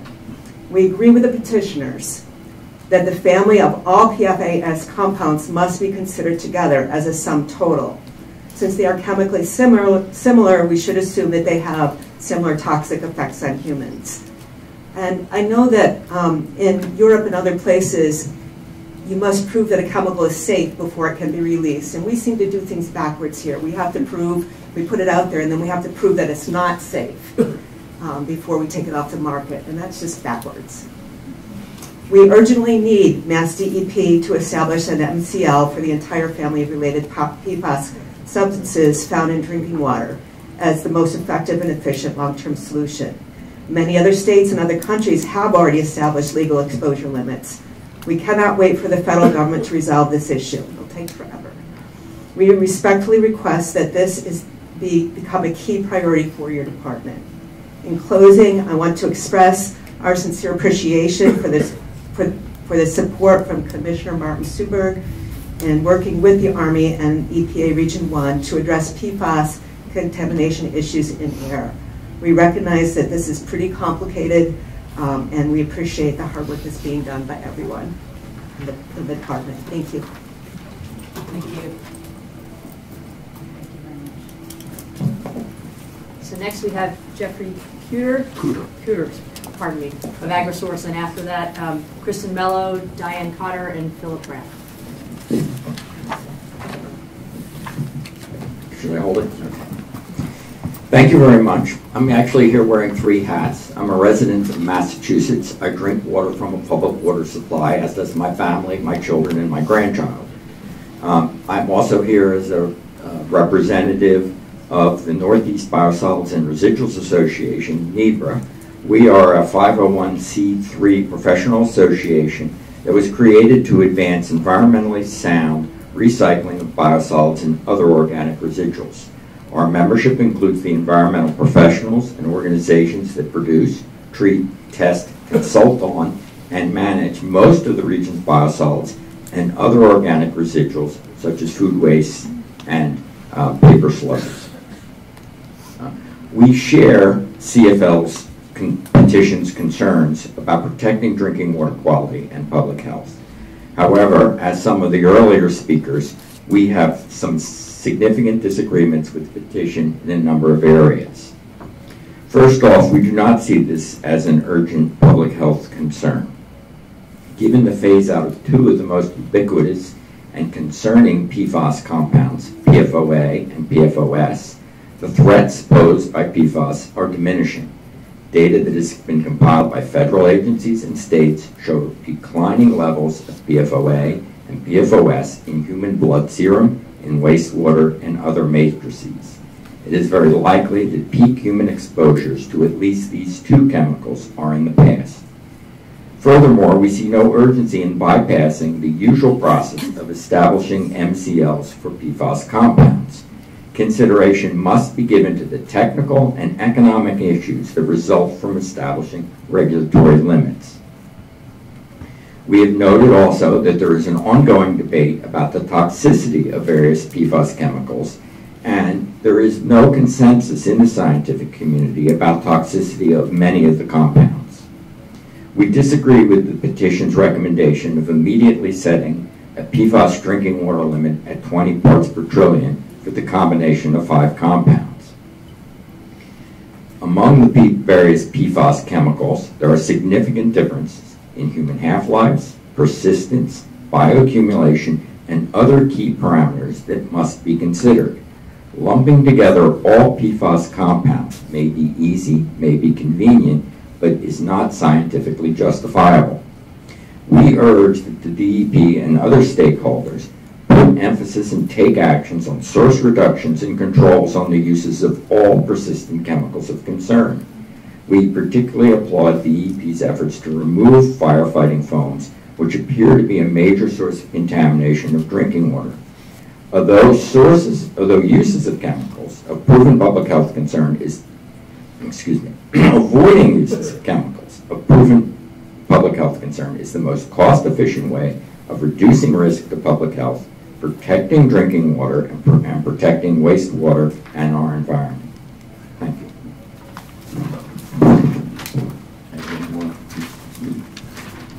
Thank you. Thank you. Now we'll hear from Kristen Mello, representing Westfield residents advocating for themselves. And after that, Diane Cotter, then Philip Brown. Kristen, would you like to pull over?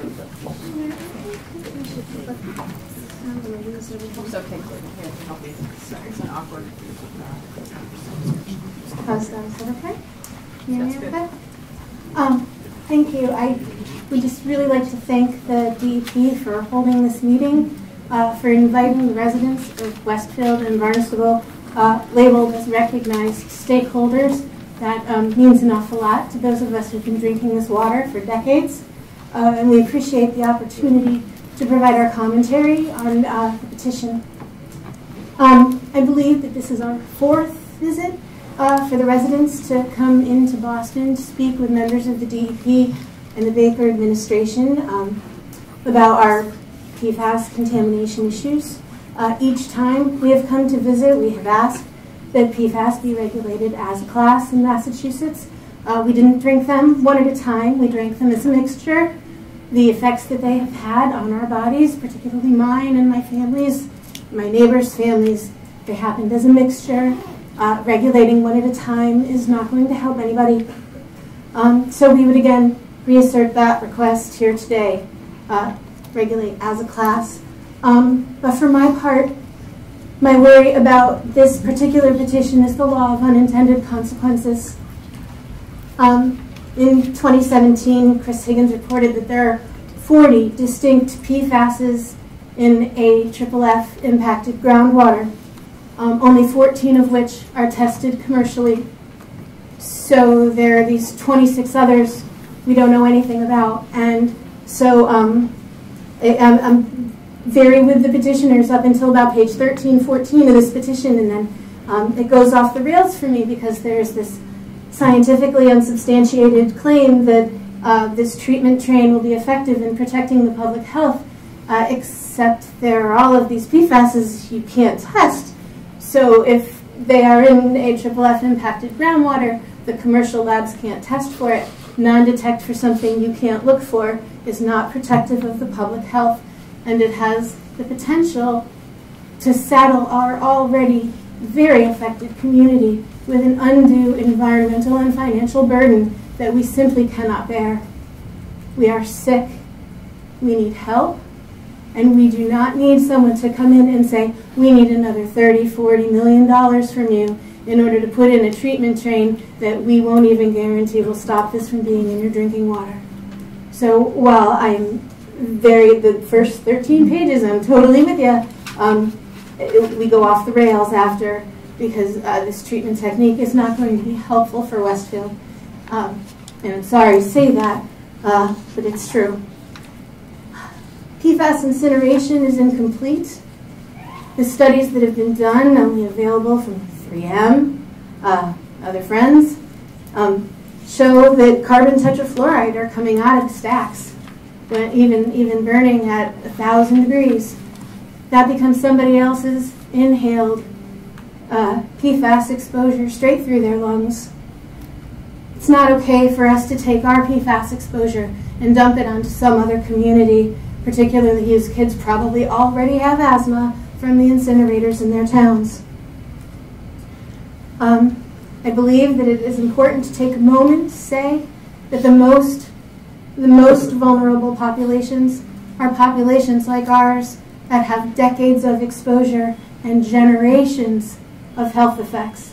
These are generations of breastfed babies who then grow up and breastfeed their babies on this same water, passing the PFAS along through an entire family, generations of it. These are the most vulnerable populations, not some, pregnant woman or a baby that came from somewhere else that had clean water the rest of that lady's life. The most vulnerable people are the babies born to the women who've had generations of PFAS exposure. And so the 70 is not low enough. We do need it as a class, but I would please ask the DEP to exercise great caution. The other thing I would like to say is that the novel methods mentioned in the petition, while theoretically promising, are not proven at scale. And because they are not, we could go and spend a whole lot of money to make a treatment train, to bring things to non-detect for the 14 PFAS we can test for, and we could still end up with 20 PFAS we don't know are there, are still in the water, and are still poisoning us. So while we desperately would like you to regulate PFAS as a class and as low as possible, we need the analytical capacity to know what's in our water, and we need your help. Thank you. Thank you very much. Diane Cotter, then Philip Brown, and after that we have Laurel Shader from Solid Springs.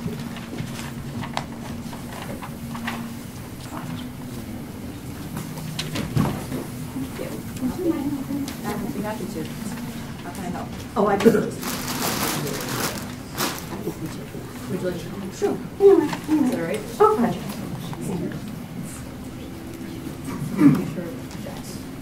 Can you hear me okay? Thank you. Good morning, I'm Diane Cotter, and I am an advocate for firefighters' PFAS exposure. Regarding the AFFF, October 2nd, 2017, the New Hampshire DES sent every fire station in New Hampshire a letter advising them to test their water. As recent findings showed, 6 of 7 stations tested elevated for PFOA or PFOS. This was an accidental discovery brought on by construction next to a fire station. Soil samples required by nearby building construction discovered high levels of PFOA at the firehouse. There are 58,000 fire stations in the USA. It would be wise to test every single station. Yesterday, I was told by a 30-year Massachusetts veteran firefighter that years ago they would wash the walls of their station with AFFF. They would wash their turnout gear with AFFF. They would wash their trucks with AFFF. They would take their gear home for their families to wash. They would then discharge their tanks into a nearby reservoir. I want to applaud the Massachusetts initiative to collect old AFFF to be disposed of properly and ask that this program continue. But today I'm here to talk about turnout gear. And what I have here is new, never worn turnout gear. This is from the year 2004. It's not contaminated. Contaminated in the fire service means that it has seen fire, it has seen a hazard, it has seen toxic smoke. This has never been worn. Please keep that in mind. Textiles make up about 30% of the fluoro industry footprint. But you hear a lot more about AFFF than you do of textiles. It was not the manufacturers of our gear, or the NFPA, or OSHA, the CDC, the EPA, or the ACC, that told us the discovery of the staggering amounts of PFOA in new, never-worn turnout gear. It was a diagnosis of my firefighter husband's career-ending cancer that led to this discovery. Searching for information on chemical used in the manufacture of gear was hopeless. The manufacturers cited that it was proprietary information. They could not disclose it. They would not disclose it. These same manufacturers are immersed in every aspect of firefighter cancer research, prevention, outreach. But they will not discuss the chemicals in the gear. I went to the extreme length to purchase new, never-worn turnout gear in the hopes of finding a scientist somewhere who would be willing to test it for me. And I found him. We found Professor of Physics, Graham Peasley of Notre Dame. He relayed the initial testing results of this gear that the fluorine was so high in content that it must be counted in volume. Further testing would reveal PFOA in thousands of times higher than the new MRL. We've also had in that same testing PFNA, PFDA, PFHXS. PFOA causes testicular cancer, and testicular cancer is the #1 cancer in the fire service. Professor T. Peasley is right now testing 20 years worth of new, never-worn gear. And again, I want to stress that we have to do this ourselves. We're literally holding car washes and bake sales to fund our own testing because we can't get the information from those that are telling us they're protecting us. Please allow me to read this brief explanation of concern from the professor as we had a discussion yesterday. Professor, I have requested to give an oral statement, and I wanted to shed light on the amounts of long-chain PFAS used in the turnout gear that may be degrading in landfills for years. And the professor, very eloquent gentleman, stated, Diane, we don't know how much PFAS coating in a jacket will degrade into PFOA and how much will degrade into other PFAS, unfortunately. I do know the time scale on textiles like turnout gear will be on the order of a decade or two before it all decomposes. And I do know from the literature attached, he sent me 2 files, that the majority of clothing will decay in PFOA compared to other PFAS. Maybe 50 to 60% will end up as PFOA. This leads to a scary amount of PFOA in a typical landfill leachate. So to get you something more concrete, I went back to the measurement of the new turnout gear that had 116 parts per million of PFOA that was readily available from the material on the jacket. I am guessing that 95% remains on the jacket, but this was what would come off immediately if you soaked the jacket in water for a couple of days. I went to the internet and looked up how much material is in a men's jacket, and it's about 3 yards by 45 inches wide in fabric, or 1,620 square inches. Then I weighed a piece of fabric, jacket fabric in my lab from Boston Fire, and I calculated about 730 grams of fabric per jacket. This is under 2 pounds, which seems a little light, but there is a lot of reinforced cloth and buckles on a typical jacket that probably gives it a few more pounds, but no more PFAS. If there are 730 grams of fabric per jacket, and there are 116 parts per million PFOA per gram, then you end up with about 85 milligrams of free PFOA per jacket. This may not seem like much, but if you toss 2 jackets into an Olympic-sized swimming pool with 660,000 gallons of water, this amount of PFOA would exceed the 70 parts per trillion EPA standard for drinking water. This is without decaying in a landfill for 20 years. Imagining pants are about the same as a jacket, that means 1 set of new turnout gear tossed into water would produce enough waste PFOA to contaminate a full-size swimming pool. Then if you let it decay in a landfill for 10 to 20 years, you would probably get enough PFOA to contaminate 100 times that much. But the exact ratio of PFOA to other PFAS isn't known in decaying fabric, and the total amount of fluorochemicals applied to the clothing isn't known exactly by anybody but the manufacturers. So it's hard to say if this will be 100 or 500 times.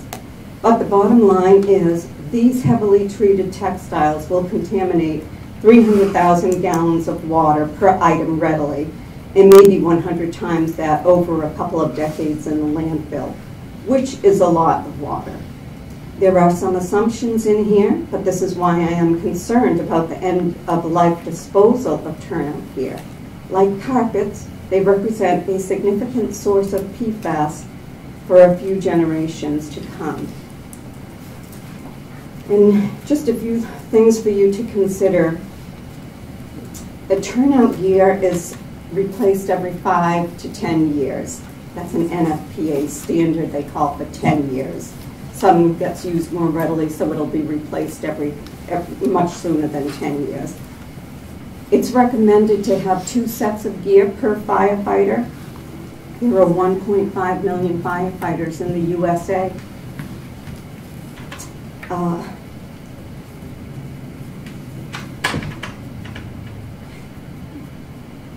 Our guess is that the coatings began being impregnated in the 80s or 90s. Still, we have no idea. In Massachusetts, there's approximately 15,000 firefighters. And we are now told by the manufacturers that the new chemistry is C6. And they are telling us that it is safe. But they never told us that there was PFOA in our old gear to begin with. We have a trust issue here. And for the protection of the citizens of the Commonwealth health and for the protection of the citizens' remediation costs, we ask that PFAS be classed as a group. Thank you. Thank you.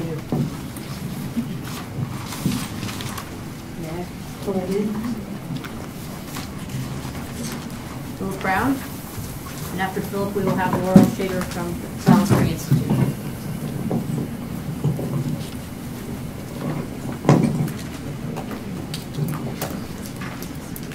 Good morning. My name is Phil Brown. I'm a professor of sociology and health sciences at Northeastern University, and I direct the Social Science and Environmental Health Research Institute. One of our lab groups, which I direct, is a PFAS lab group. We have 2 grants from the National Science Foundation and 1 from the National Institute of Environmental Health Sciences to study PFAS. We also were one of the key organizers of the conference that you saw on the slide before when Shana Casper spoke. We will be having another one in 2019. We work with community groups and scientists all over the country and in other parts of the world, and also with government officials. And we compiled a list of contaminated sites, which even EPA told us nobody had ever done there. And along with the Environmental Working Group, using the EPA's UCMR3 data, compiled the map, which is very widely used, and that map is really the source. When you hear 110 million people exposed, that is the source of it. So it's become very widely used as a resource. I've also been asked by the New York Department of Health to comment on their report and on the state of Connecticut to help them develop a program for evaluating what action they should take on PFAS. During my 30 years previously at Brown University, I worked extensively with Rhode Island Department of Environmental Management on a number of projects, and I am very aware of how important it is for the state environmental agency to take action. The DEP now has power to make that happen here, make a growing difference with a growing number of other states who are taking action to produce MCLs, and there's a lot to learn here. Our state can help also push the EPA eventually, as well as push other states to do this. And as we've heard, the EPA has dropped the bag on this. Some of you are probably aware that the U.S. Congress now has a bill in front of it to add PFAS to the CERCLA list. And if this is so, that will help a lot too. I think action by the DEP here could also be important for that. The scientific evidence is very strong. It's in the petition. It's in the testimony of others who've spoken here, so I won't speak to that. I will speak to the fact that this state has been a leader in the environment in so many ways. Think to the Toxic Use Reduction Institute and monumental decreases in toxic emissions without loss of jobs, without corporations leaving the state. The country looks to Massachusetts as a state which can do this. We are also an incubator of environmental technology, and so all the new techniques, both for assessing toxicity, for exposure science, and for cleanup technologies, can be done here and can produce more jobs in our state for people to do this. So I take this as an opportunity to commend Conservation Law Foundation and Toxics Action Center, and to really deeply support the DEP in taking action on the proposals that the petition makes.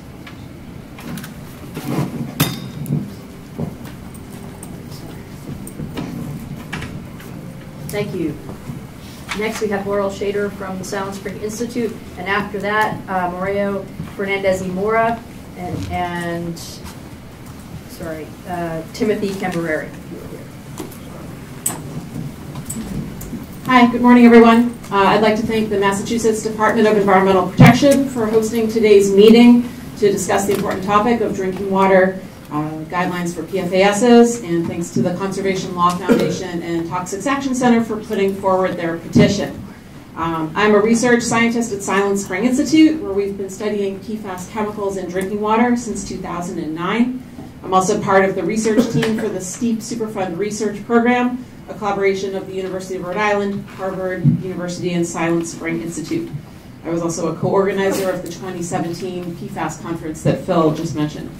I'd like to share some information and perspectives based on our own research, as well as approaches used by other states and federal agencies. My first point is that PFAS contamination of drinking water supplies is widespread, and the full extent of contamination is not yet known. Silent Spring Institute was the first to detect PFASs in drinking water on Cape Cod. In 2010, we found PFAS, one specific PFAS chemical, in 40% of the public wells we tested, with the highest levels showing up in the Hyannis water system. And in 2011, we found PFASs in half of the private drinking water wells we tested on Cape Cod, including both legacy compounds like PFAS, as well as newer replacement chemicals like PFHXA and PFBS.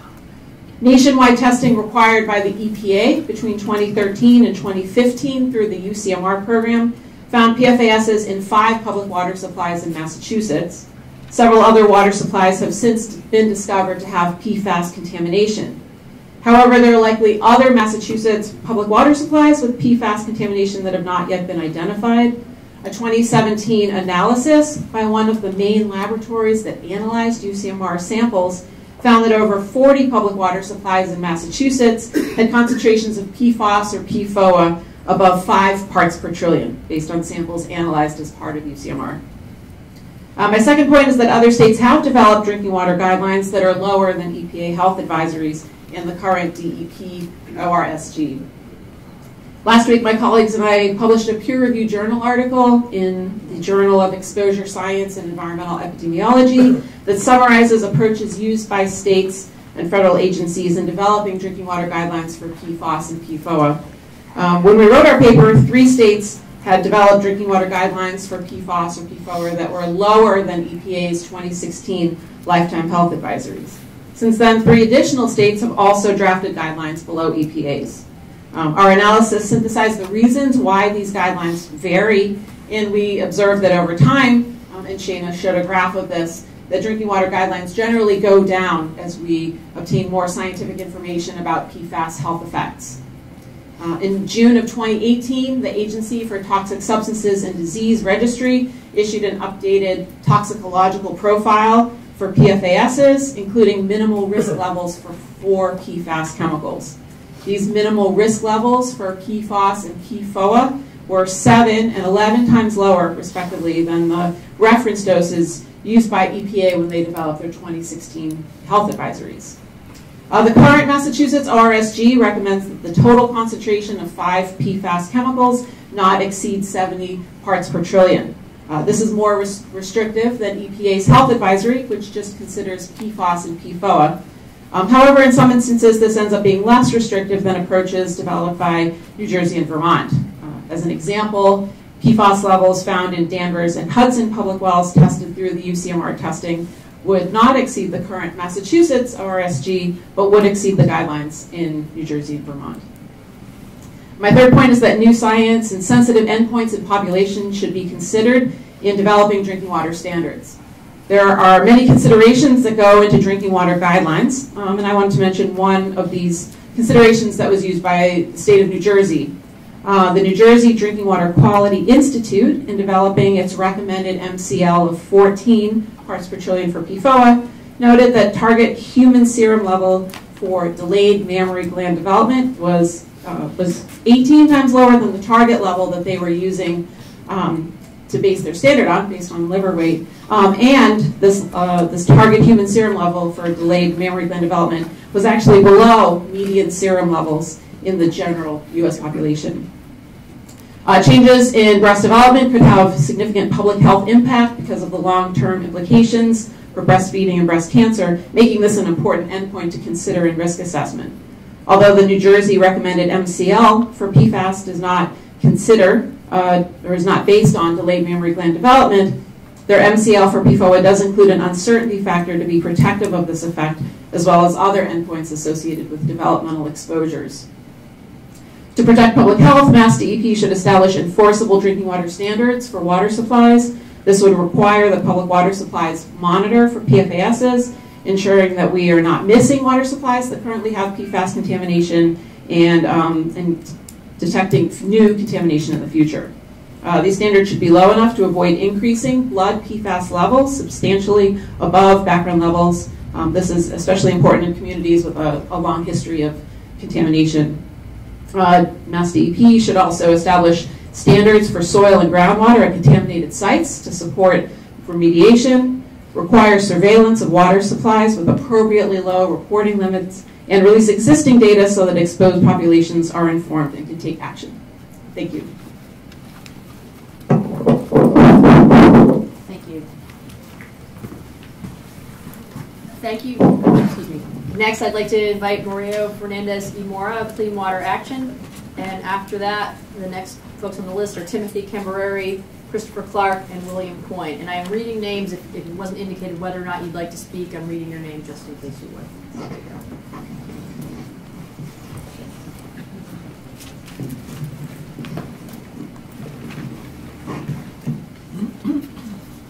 Good afternoon. My name is Mario Fernandez-Imora, and I'm the Drinking Water Advocate for Clean Water Action Massachusetts.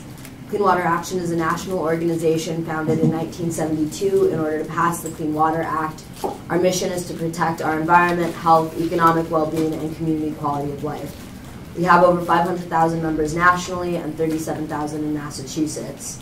And I'm here today to offer testimony on the issue of PFAS in drinking water. Clean Water Action thanks both Conservation Law Foundation and Toxics Action Center for their diligence in highlighting the urgency of this issue, as well as the need for strong regulatory action to ensure that communities are not further endangered. We would also like to thank DEP in addition to their recent efforts on PFAS, which included the expansion of ORS guidelines to 3 additional PFAS class chemicals, for advising communities to expedite PFAS reduction in cases of contamination, advising mothers and children not to drink contaminated water, and for their commitment to transparent and public process. Massachusetts has the opportunity to be a leader on addressing PFAS chemicals in drinking water and on curbing all releases of these chemicals into the environment. We point out that leadership will also be needed by the U.S. Environmental Protection Agency, which is virtually non-existent during the current federal government shutdown. As noted in this petition, the health effects of PFAS were well known among industry leaders, insiders, as far back as the 1980s. Still, industry polluters, negligent consumer products, and chemically reliant military and firefighting exercises have continued, and with it, so has the contamination across the country. A number of cancer, reproductive, and developmental risks have been linked to PFAS exposure. However, despite its well-established presence and the impact on public health, communities often face this issue alone and with little support. In the absence of PFAS regulation, community members have little access to information of the safety of the water they depend on, and municipalities have little guidance as to how to move forward when and only if PFAS contamination is discovered. In this regard, Massachusetts has the opportunity to be a national leader in the fight for clean drinking water. MassDEP has already laid the groundwork to be such a leader. The recent expansion of ORS guidelines based off of the EPA's current federal advisor for PFOA and PFOS to include PFNA, PFHSX, PFHPA demonstrates that Massachusetts is not going to wait for federal standards to catch up both to science and demonstrated community suffering.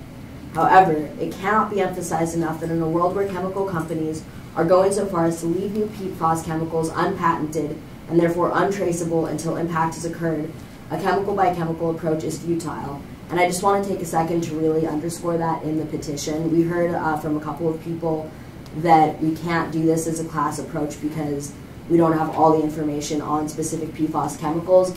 And I just want to note that this is largely intentional by the chemical industry. So especially for regulators who are being asked to give them the benefit of the doubt, it should be noted that we could have had more information had they not gone to great lengths to keep these recent PFAS chemicals unpatented and largely unknowable, including by regulators. So instead, DEP must act based off of what we do know. And that's while individual composition of different PFAS chemicals are distinct and constantly multiplying, they share in common devastating health impacts, particularly for pregnant and nursing women and young children. Therefore, DEP should pursue a class-based approach to PFAS drinking water standards. Otherwise, regulators, communities, and advocates will always be at a disadvantage with industry as it continues to churn out thousands of unregulated toxic chemicals. As noted in this petition, this is not a new concept. The EPA made the decision to regulate haloacidic acid byproducts as a class when, as is also true with PFAS, the public health impact of these byproducts was so well established that the absence of complete information about individual acids was less important than the opportunity to reduce public exposure to the entire class of harmful chemicals. A class approach may also inform efforts to address the upstream use of PFAS chemicals, for example in food packaging and other consumer products. So far, manufacturers have relied on the sheer multitude of individual chemicals to avoid regulation and responsibility. We must make sure that polluters are held responsible for creating, using, and discharging the chemicals into the environment in the first place. Those responsible for drinking water source contamination and other releases need to be held accountable. Regulators and elected officials need to make sure that whenever possible, polluters pay. In conclusion, a statewide conversation about PFAS is urgent and largely overdue. While recent DEP initiatives like expanding the ORSCG to PFAS chemicals in total, publishing recommendations pertaining to PFAS consumption for sensitive subgroups, and advising public water suppliers to take expeditious action in lowering the levels of these 5 designated PFAS chemicals demonstrate the seriousness of the situation, it does not yet adequately provide a path forward for ensuring the safety of Massachusetts residents. Moving forward will depend on, as called for in the petition, a robust stakeholders process. Clean Water Action endorses all creative thinking as different stakeholders continue to find the best solutions for this ongoing issue. For our part, we recommend continuing these public processes so that everyone has a chance to take part in establishing best practices for the monitoring, regulation, and treatment of PFAS. DEP identifying and connecting communities with all possible strategies and funding for effective drinking water treatment, including polluter payback whenever possible. Establishing a class-based approach to regulation so that advocates and consumers can address PFAS contamination based off of what is most important, public health. Finally, the DEP Drinking Water Program should work with all other DEP offices and appropriate state agencies to address PFAS chemicals in order to prevent release into the environment. Such action could include surface water quality standards, pre-treatment industrial user standards, and land application limits as described in this petition. We look forward to continuing to participate in these vital conversations. Thank you. Thank you. Thank you very much. Thank you. Oh, excellent. Thank you. Timothy Cambereri, would you like to speak? Christopher Clark. And after Christopher, the next names I have on the list are William Coyne, Aaron DeSantis, and Matthew Emershy.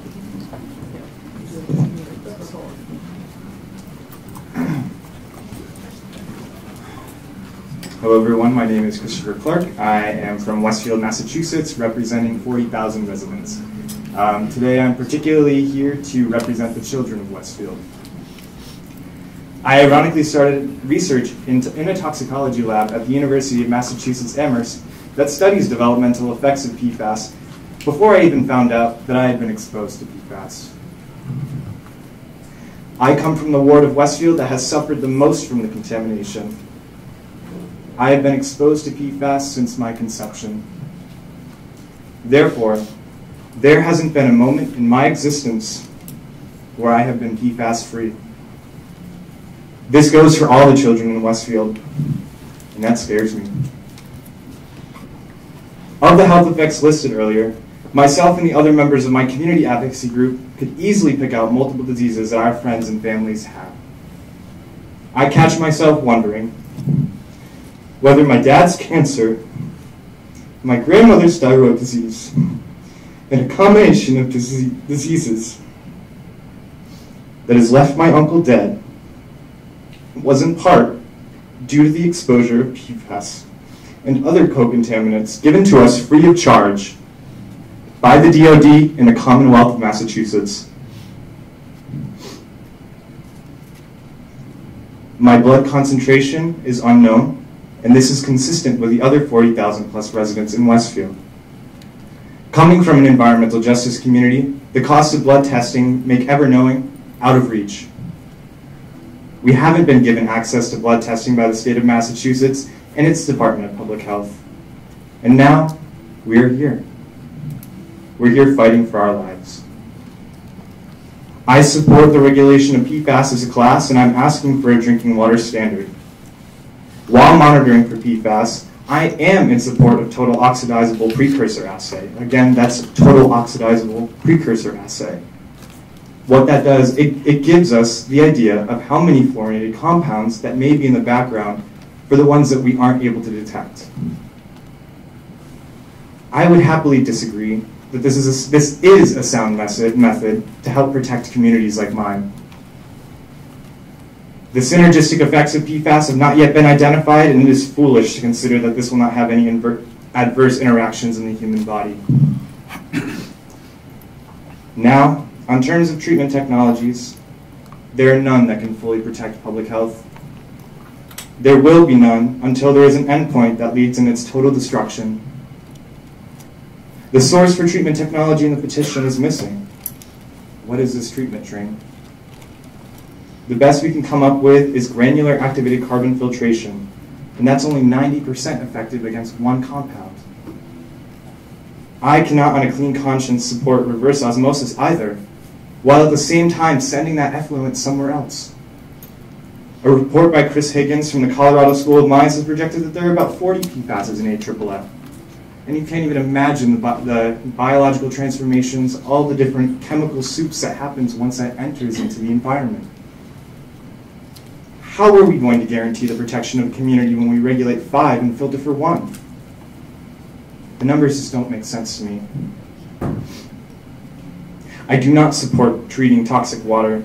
Myself and my family will not take the risk that the filtration system could or could not work. We will continue to buy cases of bottled water that we buy. I don't even know how many we go through on a weekly basis. I need to get my water from a different source. I will not become a test subject for the state. I ask the people in this room to take this issue seriously. I ask policymakers to base their decisions with sound science, and for once, please use a precautionary principle in going forward with new policy decisions. I want to thank MassDEP, CLF, and TAC for bringing us together. Those in attendance, I hope we can reach a solution that will at least protect our future generations, and so that maybe not my generation, but the next generation can live a PFAS-free life. Thank you.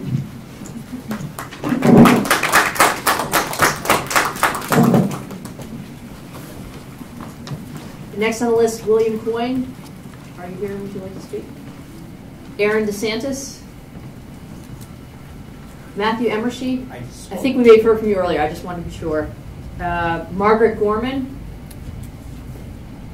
Wendy Hyber-Bernays. Christina Marshall.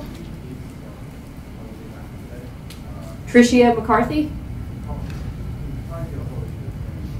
Eliana Morales. One moment, please. Carrie Tull. Daniel Santos. Mr. Santos. And after Mr. Santos, Susan Chapnick is the next name on the list.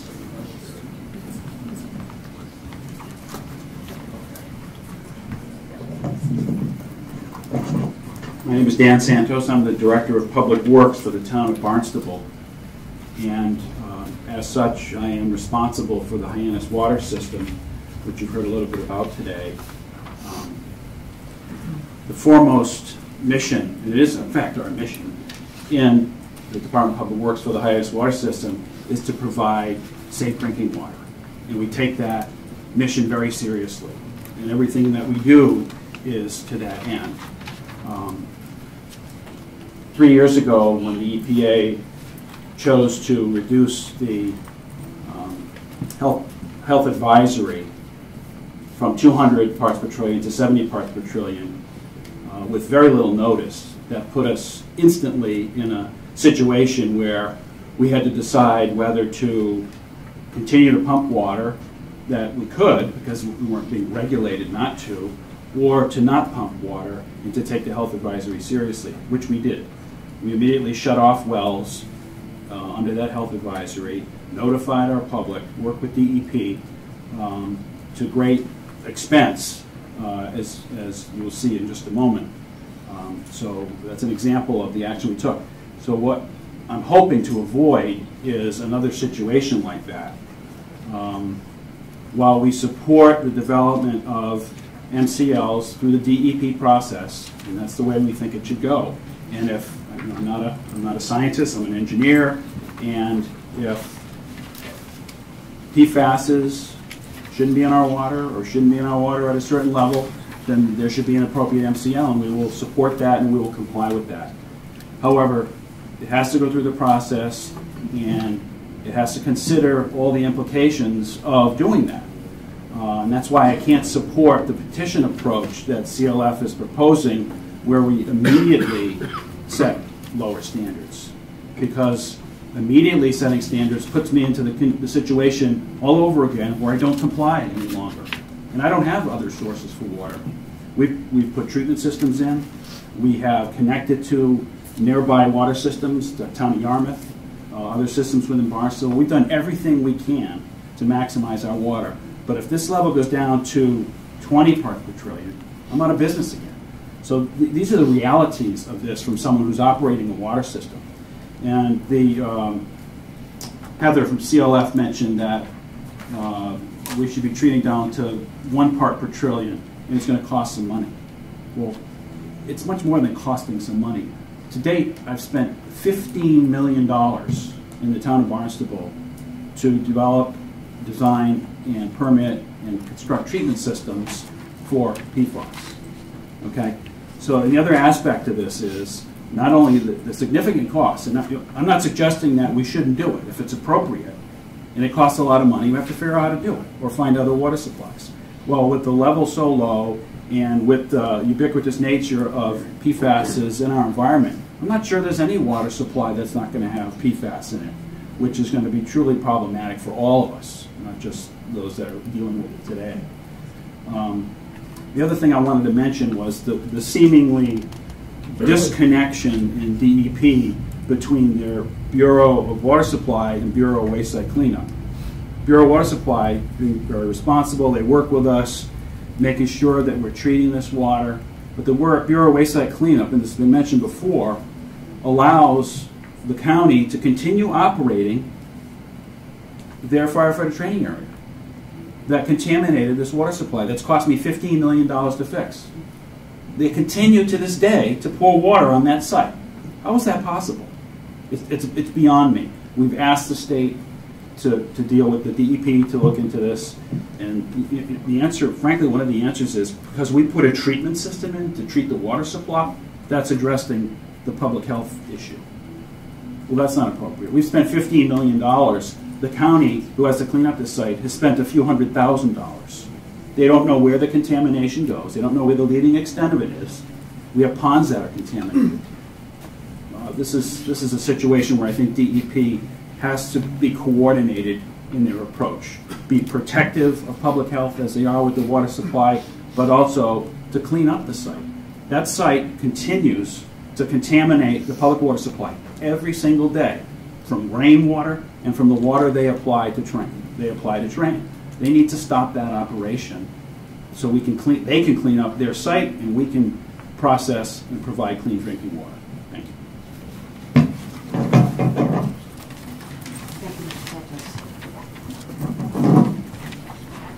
Susan Chapnick, are you here? Would you like to speak? Of NEH Incorporated. And then the final name I have on the list is Phil Guerin after that.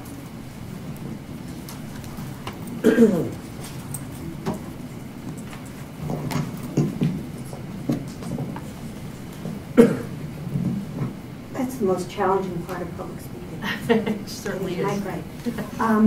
My name is Susan Chapnick. I'm an environmental chemist with New Environmental Horizons. I'm also an appointed member of the Bureau of Wayside Cleanup Advisory Committee, so I'm familiar with this, the PFAS issues from that perspective. I'm not a toxicologist, so I'm not going to speak to the previous comments or to the petition. about what level PFAS should be set at. I don't feel that that's my area of expertise. However, people who know me from the Bureau of Wayside Cleanup know that I champion scientific integrity and making decisions based on good science.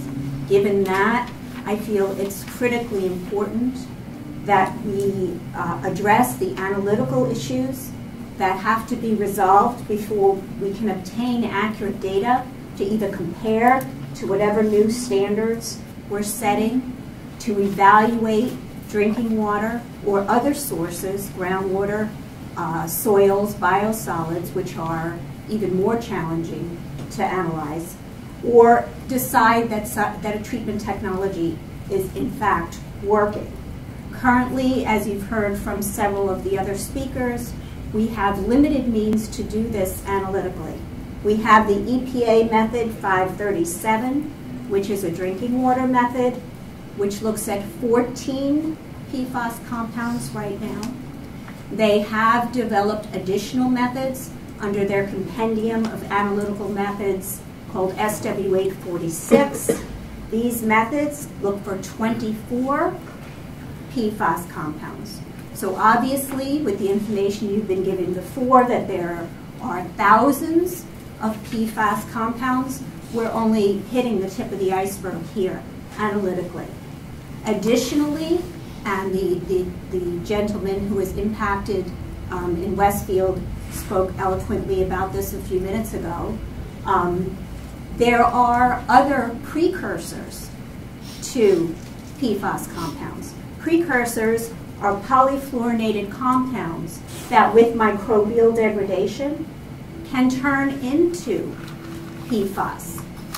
And this is commonly what's happening when you have water that's going into a wastewater treatment plant and it has no PFAS, low levels, or non-detectable, and it's coming out the other end with PFAS compounds, and that's ending up in your biosolids and getting placed on land. People wonder, where is that coming from? That's where it's coming from, these precursors. This total oxidizable precursor assay was mentioned as a possible solution to analyzing all the PFASs. I will say it's not as simple as that analytically. There are problems with that analysis, as with the others, in false positives, meaning you get a number that's really not there, and false negatives, where you don't know if PFAS is there or not. So I will just say this is a complex analytical issue. It is really important that we work together analytically with the regulatory agencies. I personally look forward to working with DEP on the analytical complexity and the policy challenges to getting this right. I will leave with one example. Back when we were very concerned about PCBs, which we still are, but back when they were emerging contaminant, 20 years ago or whatever, we regulated PCBs as total PCBs. We later discovered that there is a whole plethora of different chemicals that make up total PCBs. Those are polychlorinated biphenyl compounds, which are toxic. Those are called congeners. There's 209 congeners. So what I'm trying to say is we've been in this case before. There aren't 1,000 congeners, but we've been in this case before where there's a class of compounds, PCBs, where individual compounds can be analyzed that have different levels of toxicity. Again, I'm not a toxicologist, but I will say that the chemical differences in the different PFASs, long chain, short chain, branch chains, would speak to me that they may have different toxicities.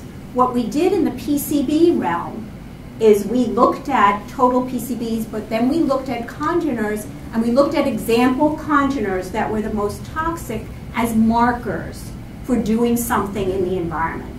And we set up toxicity equivalent factors to the most toxic of those compounds compared to the total of what would be in there. I'm just throwing that out as a model. I think that looking at PFAS as a class of compounds, though the regulators may decide to do that, would be very, very challenging analytically. How would we analyze that as a class of compounds and include the precursors? I don't see that happening in the near future with the technologies that we have.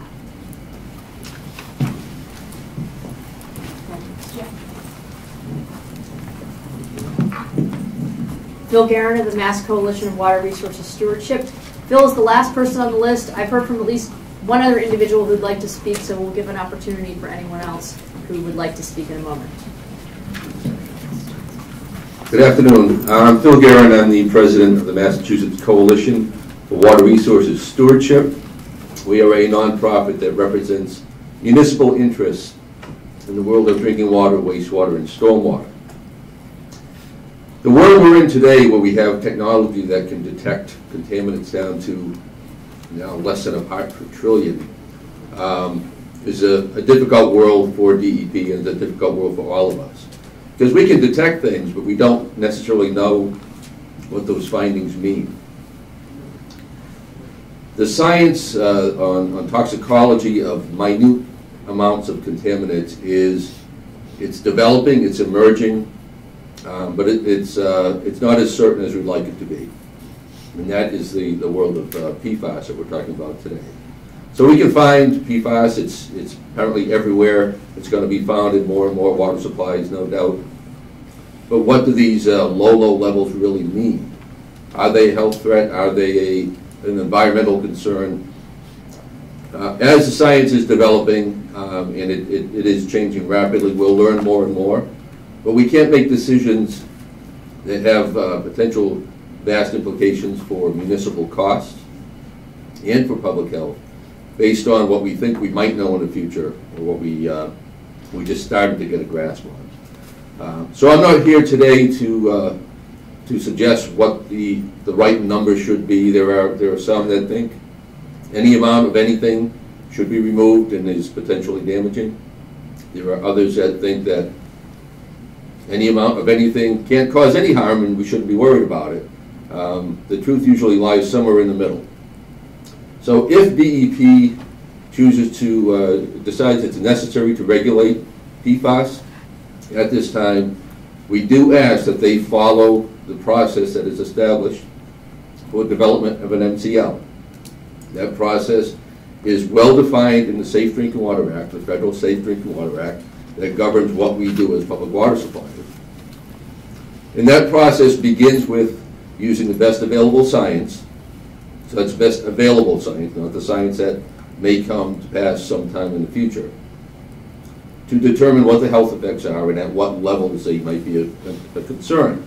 But it doesn't begin and end there. It's not just a matter of finding the lowest number and saying there's the MCL. We have to also look at water treatment technology and what that can reliably achieve. But beyond that, you also have to look at cost and benefits. What does it cost to treat the water? And what are the benefits that be derived?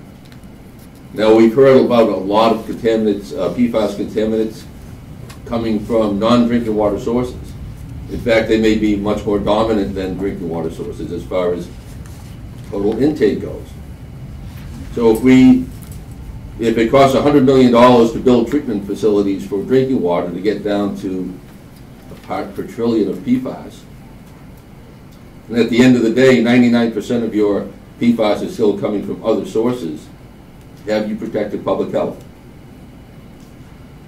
Those are the kinds of things we need to look at, and that is done through the MCL process. So I ask that DEP, again, if they decide to go down this route, we not regulate through guidance or policy, but we pursue an MCL. We look at all of the factors that are called for in the Safe Drinking Water Act. And in the end, we end up with a maximum health risk reduction at a cost justified by the benefits. Thank you. Thank you.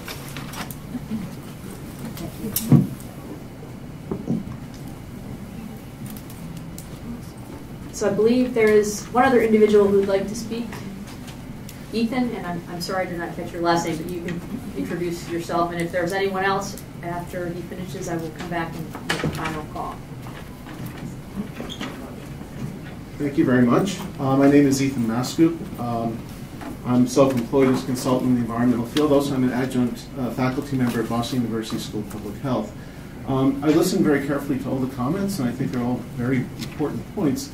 But I would like to add my voice to a couple of things. One is, I think it's critical, we know enough about PFAS, we know enough about the types of chemicals that I think it should be treated as a class.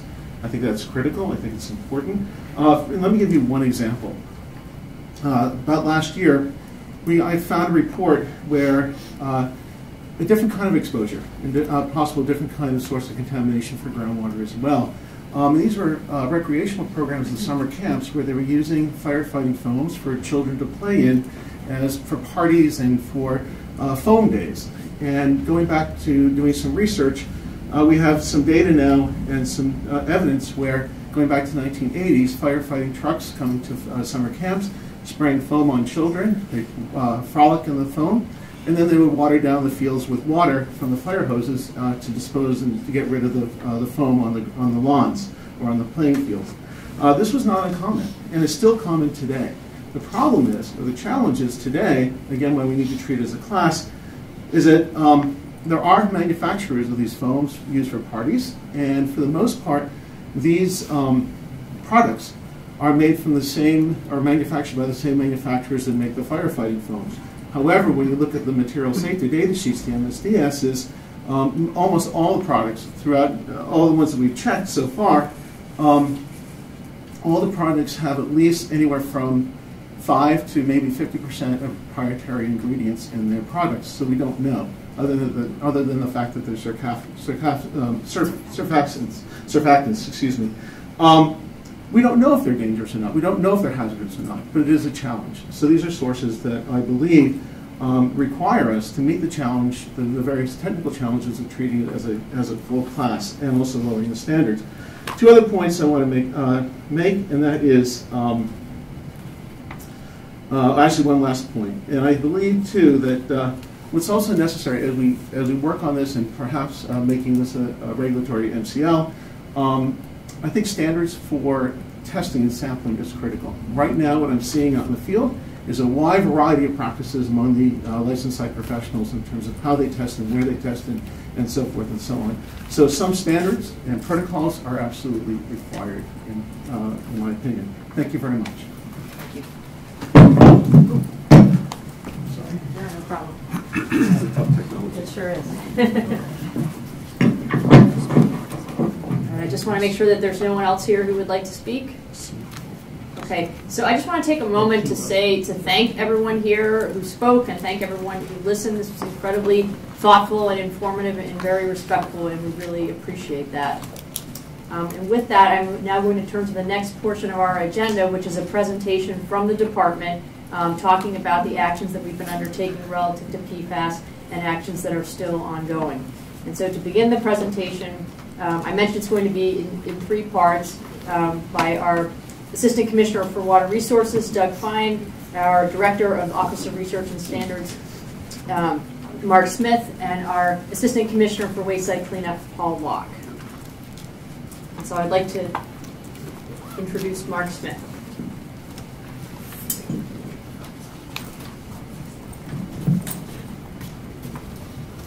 So hi everybody. I'm going to just basically review some information that's already been noted today. I'm sure most of you are already well aware of this.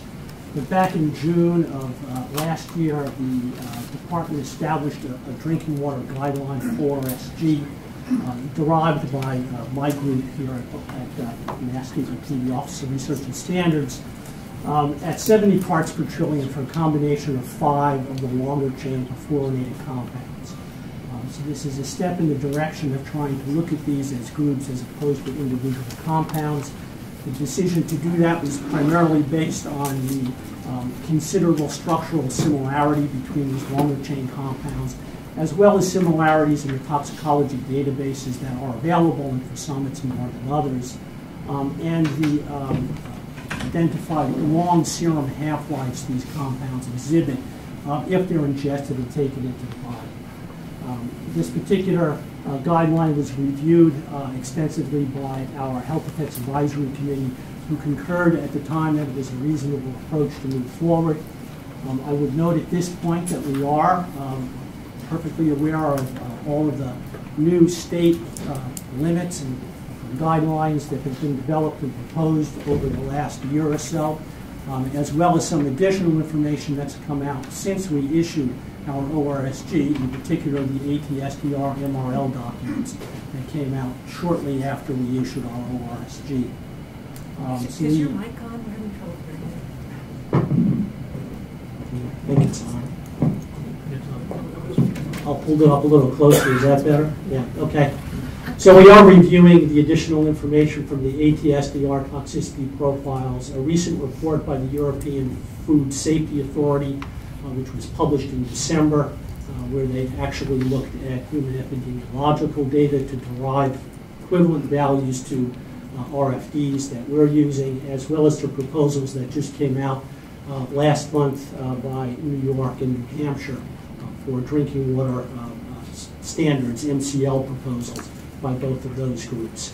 We're also working with the drinking water program and the waste site cleanup program to implement the current ORSG that's been ongoing since last year, and also to develop some draft standards for use under the waste site cleanup program. Paul will be mentioning those shortly. All right, so here's a summary of where various states and organizations fall right now with respect to guidelines and standards for PFAS compounds in drinking water. So we all are aware of the U.S. EPA Health Advisory, which is 70 parts per trillion for PFAS and PFOA. A number of states have been developing their own guidelines, which are somewhat different from what EPA derived for PFAS and PFOA. The ATSDR draft document, again, this is a draft document. They did not derive drinking water guidelines in their document, but if you use the same protocol that EPA used for deriving health advisories for PFAS and PFOA, the numbers that are listed in the table results. So substantially lower values for PFAS, PFOA, and additional values for PFNA and the hexasulfonate. New York just recently proposed values of 10 parts per trillion, but only for PFAS and PFOA. And at this point, they're treating them individually, although that is still under consideration by their Department of Public Health. These are proposed values that have to go through their state MCL derivation and establishment process, so these are not yet formal MCLs. New Jersey has values also for PFAS and PFOA that have been proposed but not yet adopted. They do have an MCL for PFNA at 13 parts per trillion. Again, they're treating these individually, they're not summing them.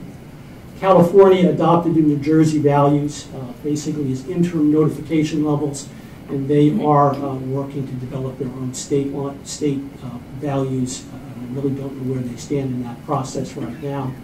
Vermont has adopted groundwater standards of 20 parts per trillion for the sum of the same five that we're considering here in Massachusetts under the ORSG. Connecticut has drinking water action levels exactly the same as we have right now, 70 parts per trillion for the 5 compounds, and they too are looking very closely at what other states are doing and other agencies.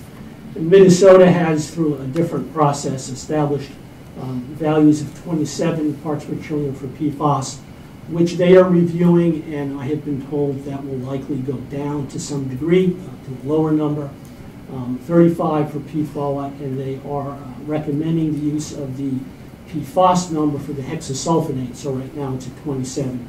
That could go down. They have initiated efforts to develop a separate standard or guideline for the hexasulfonate, which I believe they are working on right now. So the last column really addresses other PFAS compounds, so PFBS and Gen X, which are shorter chain compounds. Minnesota right now has a value of 2,000 parts per trillion as a guidance value.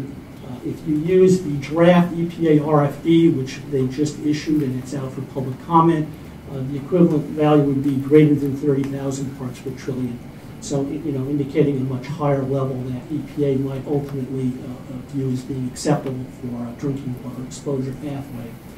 For Gen X, the only available number we've found was 140 parts per trillion, which is a North Carolina-derived value.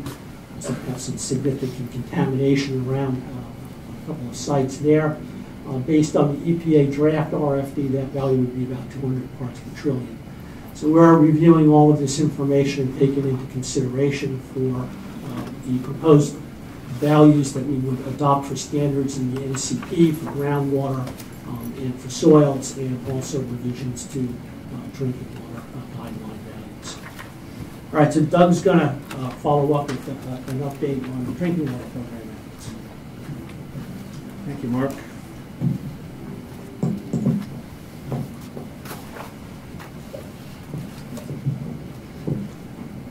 So I'm Douglas Fine. I'm the Assistant Commissioner for the how's that? Just put it as close to the not-new size. I'll just hold it. So I'm the Assistant Commissioner for the water programs here at MassDEP, and that includes our drinking water program as well as other water-related programs. So this is, again, just a little bit of a deeper dive on some of the DEP activities that Stephanie Cooper mentioned at the beginning of the meeting, and just fleshing them out a little further, but it'll be a brief conversation. I only have a couple of slides. So far there have been 5 public water systems that have been identified that have PFAS that exceed the 2018 guideline that Mark Smith just talked about.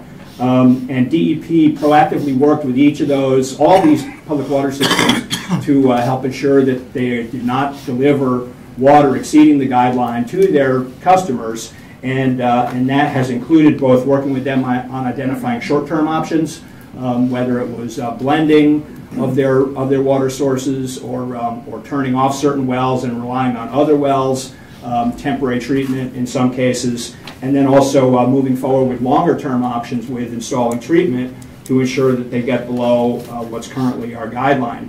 We also work closely with these public water suppliers to ensure that they have robust and very timely communications with their customers, so that the public knows very quickly what's the status of the presence of these chemicals in their water and the actions that the public water system has taken. In the case of Devens, Ayer, and Westfield, those were water systems that were below the federal health advisory, but it turned out to be above our state guideline. So we worked with them proactively. Once we knew we were very strongly considering a guideline that was more stringent than the federal guideline, we worked with them to make sure they knew that this was in strong consideration. It was very likely coming, so that they could start taking proactive steps to look at options to get below a guideline when and if it came out lower, and in fact it did, as Mark has already described. For other PWS with detections that are below the Office of Research and Standard guidelines, we're continuing to monitor those very closely. I will say that we are exploring conducting additional sampling at targeted public water supplies that are in areas where there's known contamination of the groundwater, or near areas where there's already been identified contamination of drinking water. We are also exploring how we can reach out to a broader group of public water suppliers. I think Laurel had mentioned the public water suppliers that tested under UCMR 3. Depending on which lab they use, they may have more data beyond what was required to be reported under the federal guidelines. So we're exploring ways to reach out to them to get that data and have that made publicly available. For these public water supplies that have been impacted so far, the source of the contamination has been the firefighting foam, with 2 exceptions. In one case, it's likely traced to a manufacturing facility, and in one other case, we're still investigating what is the source of that contamination. DEP has posted on our website, has posted on our website a map showing all the detections of public water supplies of PFAS thus far. We'll continue to update that on a regular basis, and also via our website and our PFAS landing page, you can get to the specific values that have been reported through the drinking water program for the PFAS that have been tested for. A few other activities that I'll mention in the Bureau of Water. So continuing on for public water systems, now anytime there's a new water supply is adding a new source, a new well or what have you, to its public water system, there's a variety of rigorous tests that need to happen to ensure that that water is safe to go online. We have added PFAS testing now to any new source approval process, and that is in place going forward. Bottled water was mentioned earlier as a possible alternative, or an alternative some people we know take advantage of.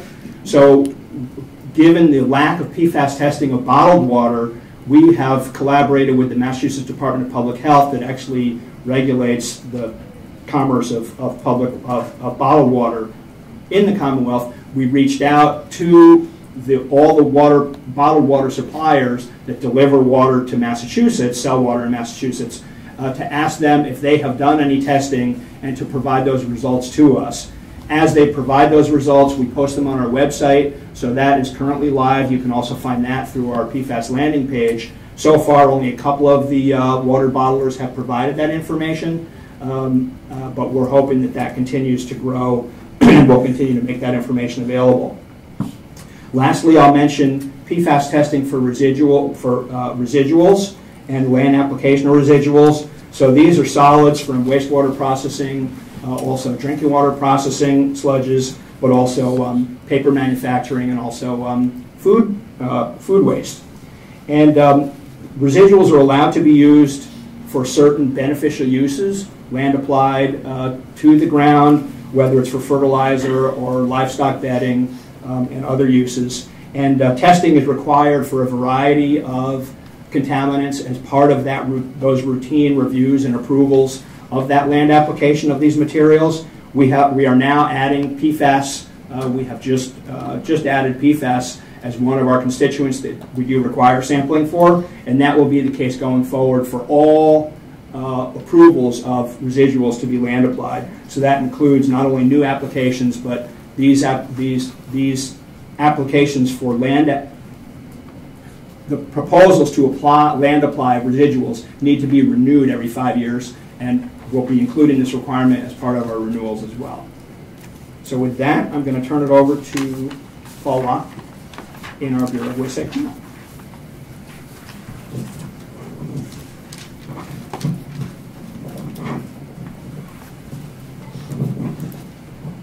How's the sound for this? All right. Not a little closer. All right, we'll do this. So I'm Paul Locke, the Assistant Commissioner for the Bureau of Waste Site Cleanup, and this has been and will continue to be a very coordinated effort among pretty much all the programs within MassDEP and all the regional offices, as you see from the participation here from the department. So under the Waste Site Cleanup program, our activities have primarily taken off from the point where water supplies have been identified as containing PFAS, and our role is to then look at and identify potential sources and work backwards and try to begin the source identification and the cleanup process under the Massachusetts Contingency Plan, which is our waste site cleanup regulations. Overall, in this world of emerging contaminants, I think we're all trying to normalize the process to bring them into the existing systems, the existing standards and regulations that are applied. So we're working on source discovery, identifying where it might be coming from, sending out requests for information to find out who has been using these materials in the past, who may be using them now, what were their waste management practices, and where it's applicable, we'll send out notices of responsibility and bring them into the waste site cleanup program, issue a release tracking number, and begin the site assessment and cleanup process. As part of that, depending upon who the responsible party is that has been identified and their ability to conduct the work, whether it's willingness or financial ability, or in the case of the Department of Defense, sometimes it's programmatic ability, DEP will step forward and do some of the analysis, some of the sampling where it's necessary, and particularly where we've identified potential sources, such as in Westfield, and the responsible party is not willing or able to conduct sampling of private wells in the area. DEP will make sure that that happens. And we use our state resources to do that in the absence of a responsible party that's willing and able to do that. So that's part of our work as well. Honestly, we prefer the situation where there is a responsible party willing and able to do that work. And there are situations, we have sites where that is going on as well. We're working with EPA and the Department of Defense. It's a fairly complex regulatory and policy situation, but we're working with them as well. And I forgot I had animation this. We'll work with the public water, identify the public water supplies that are contaminated, and then DEP will work outwards, not only looking at the public water supply wells, but the private wells that might be in the area as well, and go outwards. Other things we have done in kind of the attempt or the process of normalizing the situation, normalizing the assessment of PFAS contamination. First, we want the licensed site professionals who oversee the site assessment and cleanup work in Massachusetts to have this on their radar. The first step in that was issuing guidance last June on how and when and where to sample, look for PFAS contamination, and LSPs have been doing that. One of the more recent sites in Martha's Vineyard was identified as a result of this process, as well in LSB, realizing that work being done near an airport that had used AFFF in the past, that they should be looking for the PFAS in the groundwater, and unfortunately, or found it. I guess it's fortunate that they found it, because then you can work towards eliminating exposure. More importantly, in order to truly normalize this process, we want to bring it into the MCP regulations, have cleanup standards and guidelines for soil, cleanup standards for soil and groundwater in the regulations, Method 1 standards, have a risk assessment process laid out that people can follow, and perhaps most importantly, have notification requirements. So when people identify levels that exceed the reportable concentrations, there's an obligation to notify DEP, bring them into the system, and start the assessment process. That's how it works for all other chemicals. We want to make sure the same process works for PFAS compounds as well. So we will be issuing draft regulations in the near future. Don't ask me the exact date, I don't know, but in the near future. And there will be a public comment process involved with that as well. So I hope and expect everybody here will be coming back and participating in that process as well. And we will have, to the extent that we can, coordinating with the drinking water program. So the approach that we use for what we call GW1 areas, groundwater that's being protected for its current use or potential future use as drinking water, we look at that the same way that the drinking water program looks at public well contamination. So in addition to all this work, people have referenced the program that we have done here at MassDEP, working with fire services to have dialogue with the firefighters, firefighting community, identify old stocks of AFFF, and we've instituted a program where we will go around, our contractors will go pick it up, send it up for incineration at appropriately regulated facilities, so that we're removing that stock, removing potential use, and then inadvertent consequences down the road from the use of AFFF. As notes, we have 125,000 pounds of AFFF that we have taken out of circulation, and if there are other stockpiles that are left, we're certainly more than willing to continue that program.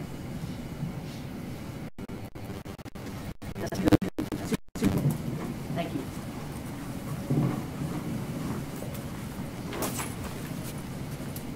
Okay, so now we are back to talk about the next steps on the petition and this process. We have already spoken about how we're welcoming written feedback. We do ask that you provide that to us by the end of the day tomorrow, and we're going to show you a resource for how you can do that. You can also, we're happy to take comments today, and we've taken a number of written comments. We have been, and we will continue to consider the petition and all the available information and feedback that we've received. Just to let you know, the presentations that you've seen today will all be on our website. We also intend to post all of the written comments that we received, so those resources will be available for people to review after today's meeting if they would like to. And as per our regulations, we will be issuing a response to the petition by Monday, January 28th to the petitioners, and we will post it on our website as well. We have some resources. We mentioned various elements that we've developed that are available on our website. I think I just said actually everything on this slide. But you can see, if you go to, you can Google, but you can also go to mass.gov/DEP, and on our homepage at the bottom under top actions and activities, PFAS is the first one, and that will take you to all of the resources. We've listed here the contacts, the names of the individuals that you have heard from today, as well as US EPA's web resource on PFAS-related issues. And with that, I would really like to sincerely thank our petitioners for the information that they brought forth and for their presentations today. Heather Govern, Jen Duggan, and Shayna Casper, on behalf of Conservation Law Foundation and Toxics Action Center, respectively. I would also very much like to thank all of you for coming today, for patiently listening, and for your contributions. We really very much appreciate that.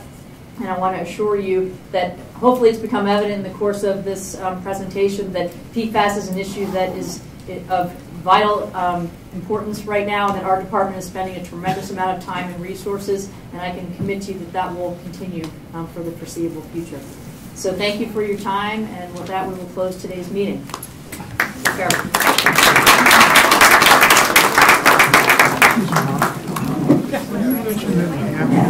Try to come up with a SEO, but you can put that in the slide.